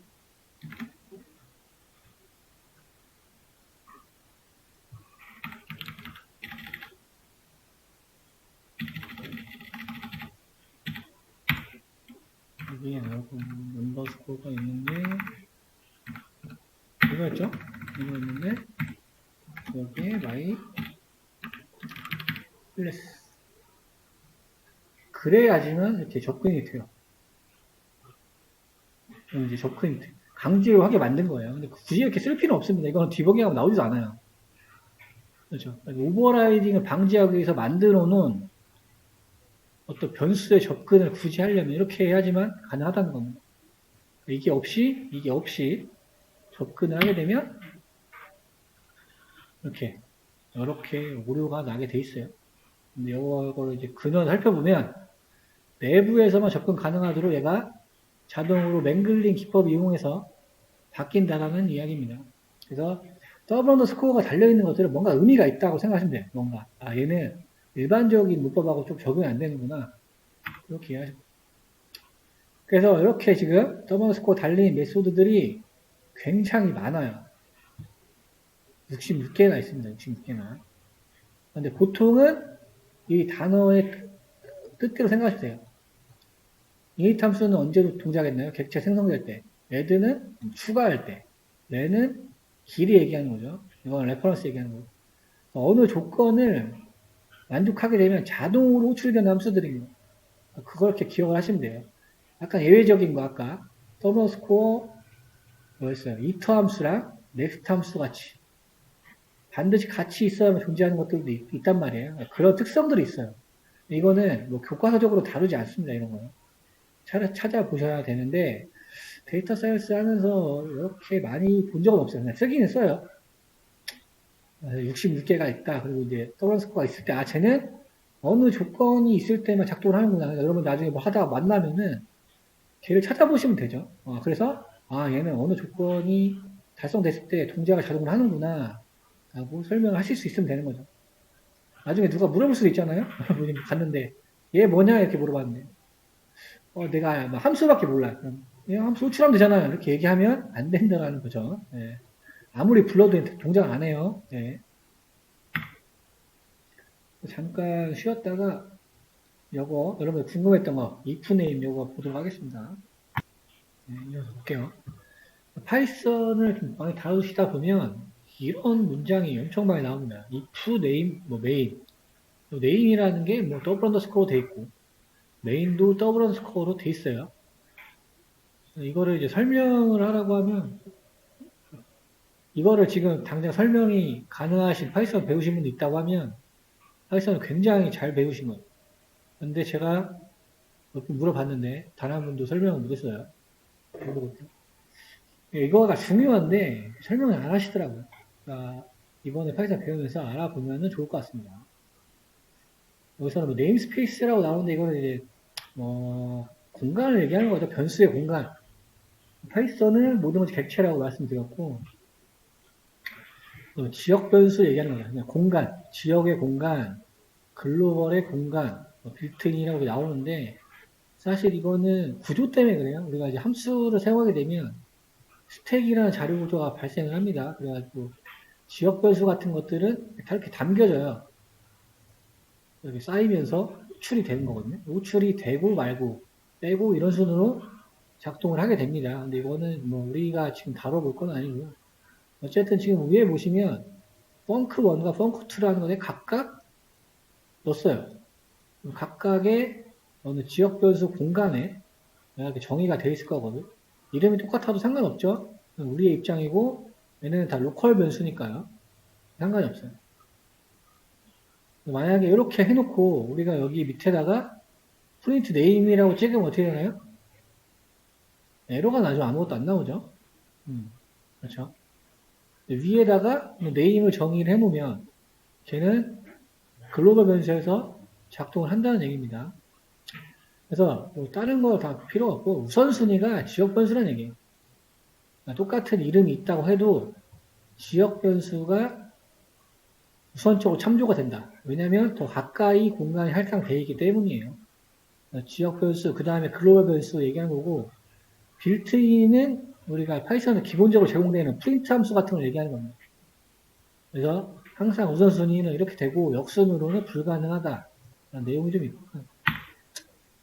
지금 보면 이렇게 워드에 무야호라는 게 있고 say에 프린트 워드를 했어요. 거기서 say 하면은 뭐가 나오나요? 뭐야가 나오나요? 이렇게 하면?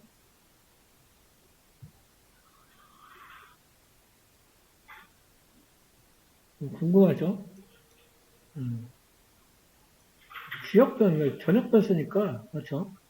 전역변 쓰니까. 궁금하시면 한번 해보세요. 전역변 쓰니까 출력이 되는지 안 되는지. 이렇게 해보면, 框이 어딨어? 여기, 여기, 여기다가 뒷세이는 해놓고, 맞나요? 외우지 않네. 드워드. 여기서 쓰라는 얘기죠? 세이. 이건 전역 변수이기 때문에 가능한 거죠? 여기에다가, 이러면 지금 배운 이제 로컬이 우선순위가 되니까, 뭐가 나오나요? 안녕이 나오죠. 지금 2차이를 설명을 드린 겁니다. 똑같이 있어도 지역 변수가 우선이기 때문에 얘가 나오게 돼 있는 거죠. 그렇죠. 모듈이라고 우리가 말했던 거는 보통 점파이 파일을 말했죠. 점파이라는 파일을 말했습니다. 그렇죠. 즉 if name의 main이라는 의미는 해당 파일을 직접 실행했을 때만 동작하겠다라는 의미예요. 해당 파일을 직접 실행했을 때만. 이게 다른 개념이랑 비교해서 설명 안 드리면 와닿지가 않아요. 하는 이유는 실수를 줄여주고 효율화를 하겠다는 의미입니다. 우리가 여기서 이 버튼을 누르는 것도 이 파일을 실행하는 거예요. 던더.파일이라는 파일을 실행하는 거고, 여기서 파이썬 던더 이렇게 파일을 실행하는 것도 이 파일을 실행하는 거예요. 그러니까 이제 이렇게 실행을 하면 서로 비교가 안 되는 거예요. if name main을 왜 쓰는지 이해가 안 되는 거죠. 그런데 이쪽을 테스트를 해보죠. 네, 복사를 하고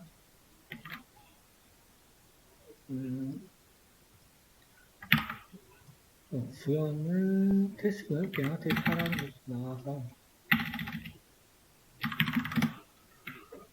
여기다가 뭐 정의를 합니다. say에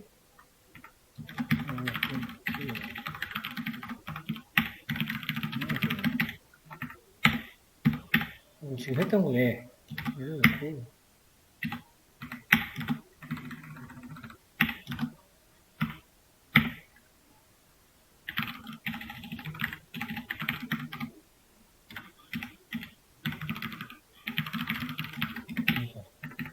이렇게 해놨어요. 그 다음에 여기다 테스트 위해서 여기다 한번 해볼게요. 이렇게 딱 치고 내가 테스트 4.파이라는 파일이니까 여기서 실행을 하면 어떻게 되나요? 다 출력이 될 것 같죠? 그렇죠. 얘도 나오고 얘도 나오고. 왜 그래요? 일단 이 파일을 실행했어요. 그 위에서 얘 담아놓고 세이브 트레스가 들어가서 얘 먼저 찍고 그 다음에 이 조건을 만족한다고 했죠. 왜냐면 이게 언제 동작한다고 했어요? 이 파일을 직접 실행해서 동작을 한다고 했죠. 얘도 출력이 된 거예요. 이렇게 보면은 잘 모르겠죠. 그러면은 이제 모듈을 써봅시다. 우리가 임포트에 테스트라는 걸 가져와볼게요. 제가 모듈이라고 했으니까. 그렇죠. 여기에 뭐 say라는 함수가 있죠. 나는 이렇게 하고 이제 프린트에 안녕하세요 했어요. 나는 이 파일을 실행을 하고 싶어요. 테스트 5점 파일만 단독으로 실행을 하고 싶어요. 그럼 내가 기대할 수 있는 결과는 뭐예요? 얘만 나와야 되잖아요? 실행을 하면 어떻게 되냐면 얘가 튀어나와 갑자기. 왜 나왔어요? 얘를 임포트 했기 때문에 그렇죠. 그렇죠. 그러니까 이 위에 부분이 임포트를 함으로 인해서 자동으로 이 파일에 녹아 들어간 거잖아요. 요 구문 때문에. 그렇죠? 근데 사실 프로그래밍 관점에서 이렇게 쓰면 비효율적이죠. 왜냐면 나는 이 파일만 실행을 하고 싶은데 얘를 단순히 임포트했다는 이유로 내가 보기 싫은 결과를 봐야 돼요. 그렇죠? 왜냐면 나는 이걸 찍으려고 지금 이 파일을 한 건데 왜 얘가 나오는지 잘 모르겠단 말이에요. 이럴 때는 얘를 이제 옮겨야 되는 거예요. 위치를. 이렇게 하면 안 되니까. 얘를 지우겠죠? 지우고 싶은데, 여기, 이렇게, 여기 안에 있는 이 파일들을 쓰고 싶어요. 여기에 막 되게 많이 조용히 되어 있다고 쳐요. 이 함수들이. df 점 관련된 것들. 근데 여기서 또 이걸 막 구현을 여기서 또 해야 되나요? 그건 아니죠. 효율화가 안 돼요. 그러니까 잘 짜여있는 코드는 무조건 인풋 해온 게 맞아요. 그러니까 인풋 해서 나는 저걸 써야 돼. 그렇죠. 그런데 단독 실행을 해야 돼. 그러니까 어쩔 수 없이 그런 기법을 해결하기 위해서 얘도 요걸 써야 된다는 얘기예요. 요게. 얘를 써야 된다는 얘기죠. 그러면은 인풋 4를 한다고 해도 보죠?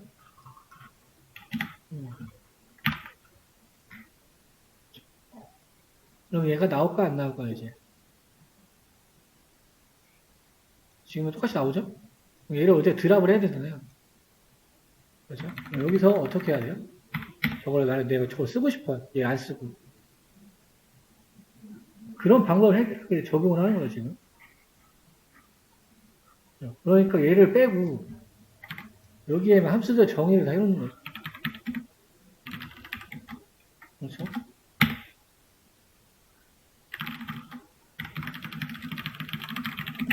이렇게 해놓는 거예요. 얘를 빼고, 가져오는 거죠. 여기서. 그러니까 이제 이렇게 쓰는 이제 이유가 있을 거예요. 그러니까 내가 어느 라이브러리 위에 선언해 놓은 거는 쓰고 싶어요. 쓰고 싶은데 이것처럼 불필요한 결과를 보기 싫어요. 그렇죠? 그러니까 이제 여러 파일이 필요한 건 따로 빼서 만들어주는 얘기입니다. 그래서 이 파일을 단독으로 실행시킬 때만 동작을 하게 만드는 거죠. 그러니까 애초에 얘는 이렇게 구현하면 안 되죠. 그리고 이렇게 얘를 감싸 놓으면 되겠죠. 얘를 if name 밑으로 숨겨 놓으면은 저게 실행이 안 될 거잖아요. 그렇죠? 이거를 만족하게 하는 기법이 여기 밑에 놓으면 되잖아요. 그렇죠? 이렇게 해놓으면 내가 임포트 4를 가져온다고 한데 어떻게 되나요? 이렇게만 결과를 볼 수가 있는 거예요. 그러니까 최적화 효율화를 위해서 만들어진 기법이라고 보시면 돼요. 이렇게 만들어진 것들은 이 위치로는 그렇죠? 내가 이 파일을 단독 실행해 놓을 것만 실행했을 때만 동작하도록 구현해 놓고 내가 가져오고 싶은 거는 이런 식으로 가져오면 되는 거죠. 왜냐면 여기 안에 이제 얘도 위에 막 함수가 많을 거 아니에요. 프린트가 아니면 상관이 없잖아요. 네, 여기도 뭐 애드 함수가 있다고 쳐요, 여기에. x랑 y로 따서 y가 얘를 가져온다고 뭐가 되진 않을 거잖아요. 이런 게 기능이 좋은 게 있다고 쳐요. 내가 여기서 쓰고 싶어요. 위에다 찍고 싶으면 가져왔으니까 임포트를 했으니까요. 여기에 테스트 4척 애드 하면 할 수 있잖아요. 그렇죠. 그럼 얘 결과가 나오고 얘도 실행이 되겠죠. if name main은 얘 실행할 때 만족한다고 했으니까.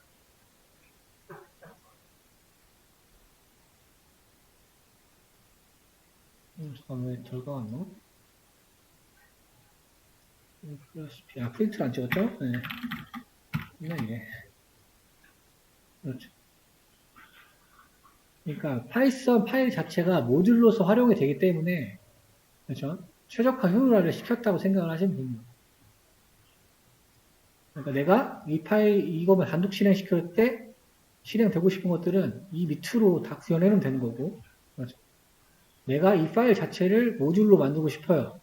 여기서도 굉장히 많은 함수들이 있을 거 아니에요? 그런 식으로 활용을 하시면 됩니다. 여기서는 여기서 노출되나요? 볼까? 여기서 상관없죠? 접근도 가능하고 3, 4 하고 프린트하는 거죠. 이렇게 이런 구조 때문에 저거에 생겼다고 보시면 돼요. 이거의 의미는 이 파일을 단독 실행했을 때 단독 실행했다는 거는 이걸로도 마찬가지고요. 이것도 마찬가지죠. 이것도 테스트 얘도 단독 실행한 거죠? 그래서 이거를 조금 명확하게 이해를 하시는 게 좋아요. 문장이 이렇게 되어 있는 것들이 많거든요.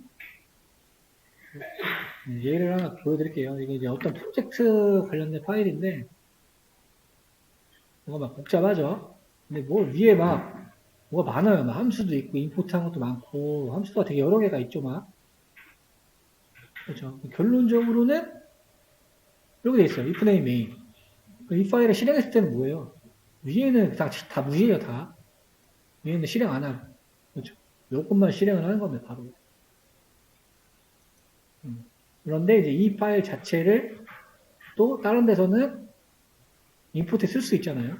여기에 이제 정의해 놓은 것들을 사용할 수가 있는 거예요. 보면 굉장히 많습니다.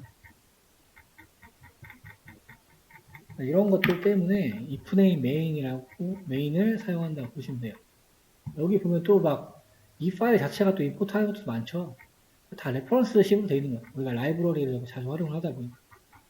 여기 있는 함수도 이런 것들. 이런 거를 모듈로 불러와서 사용을 하면 사용을 할 수가 있겠죠. 그 내용이 파악돼. 요거는 이제 다른 코드로 제가 옛날에 해놓은 건데, 지금 한 거랑 똑같습니다, 내용은. 모듈하고 패키지, 그 다음에 단독 실행했을 때 동작하는 부분. 이 자체의 의미가 이제 그거예요. if name, name이 메인이라 하는 게 이 파일 명이냐라고 얘기하는 거 똑같아요. 아까 언더스코어가 붙다, 더블 언더스코어가 붙어 있는 거는 그거라고 얘기를 했잖아요, 우리가. 숨겨져 있는 변수.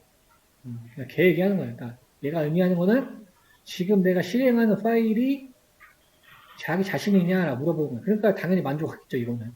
만족을 하니까 여기 밑으로 구현되어 있는 거, 이 레벨 밑으로 구현되어 있는 거는 단독 실행할 때만 구현이 되는 겁니다. 이 파일을 임포트했다고 하면 이 밑에 있는 것들은 사용할 수가 없겠죠. 단독 실행할 때만 작동하도록 만들어 놓은 거니까요. 이건 좀 유기적인 구조를 알고 있으시면 굉장히 좋을 수 있습니다. 이론은 여기까지고 남은 건 정규식하고 마지막 문제가 남아있어요. 이 문제에서 그 문제를 조금 풀어보시고 정규식은 내용이 그렇게 많지는 않거든요. 정규식은 다음 시간에 조금 섞어서 하고요. 주소가 여기 있을 겁니다. 좀 찾아봐야 돼서 잠시만요.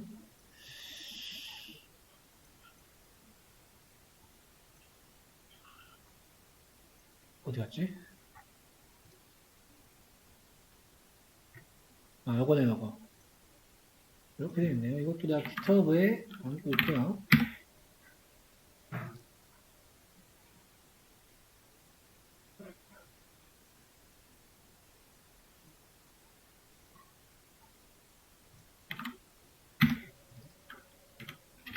이름이 거창하게 되어 있어요. 코딩 면허 시험 20자라고 해가지고 면허를 만약 발급해 줄 것처럼 해놨는데 지금 처음부터 했던 건 좀 리마인드가 된 거고요. 여기 이제 중간에 그 우리 안 배운 정규식 관련된 문제가 나와요. 정확히 얘기하면 17번부터는 17, 18, 19, 20은 정규식 배우고 풀어야 됩니다. 그러니까 1번부터 16번까지만 풀어보시면 돼요. 지금은. 네, 몇 가지 어려운 문제도 조금 있어요. 최종 문제다 보니까 여기 아마 13번부터는 굉장히 알고리즘 문제예요. 13, 14, 15, 16은 조금 참고해 보시는 정도만 했어요. 이거 힘 빠질 수가 있거든요. 제가 생각할 때는 1부터 10번까지가 막힘없이 된다. 그러면은 굉장히 지금 이해를 잘 하신 거예요. 조금 더 자료를 찾아서도 딱딱 개념이 지금 성립이 되고 바로 풀린다 하면 굉장히 재능이 있다라고 보셔도 무방합니다.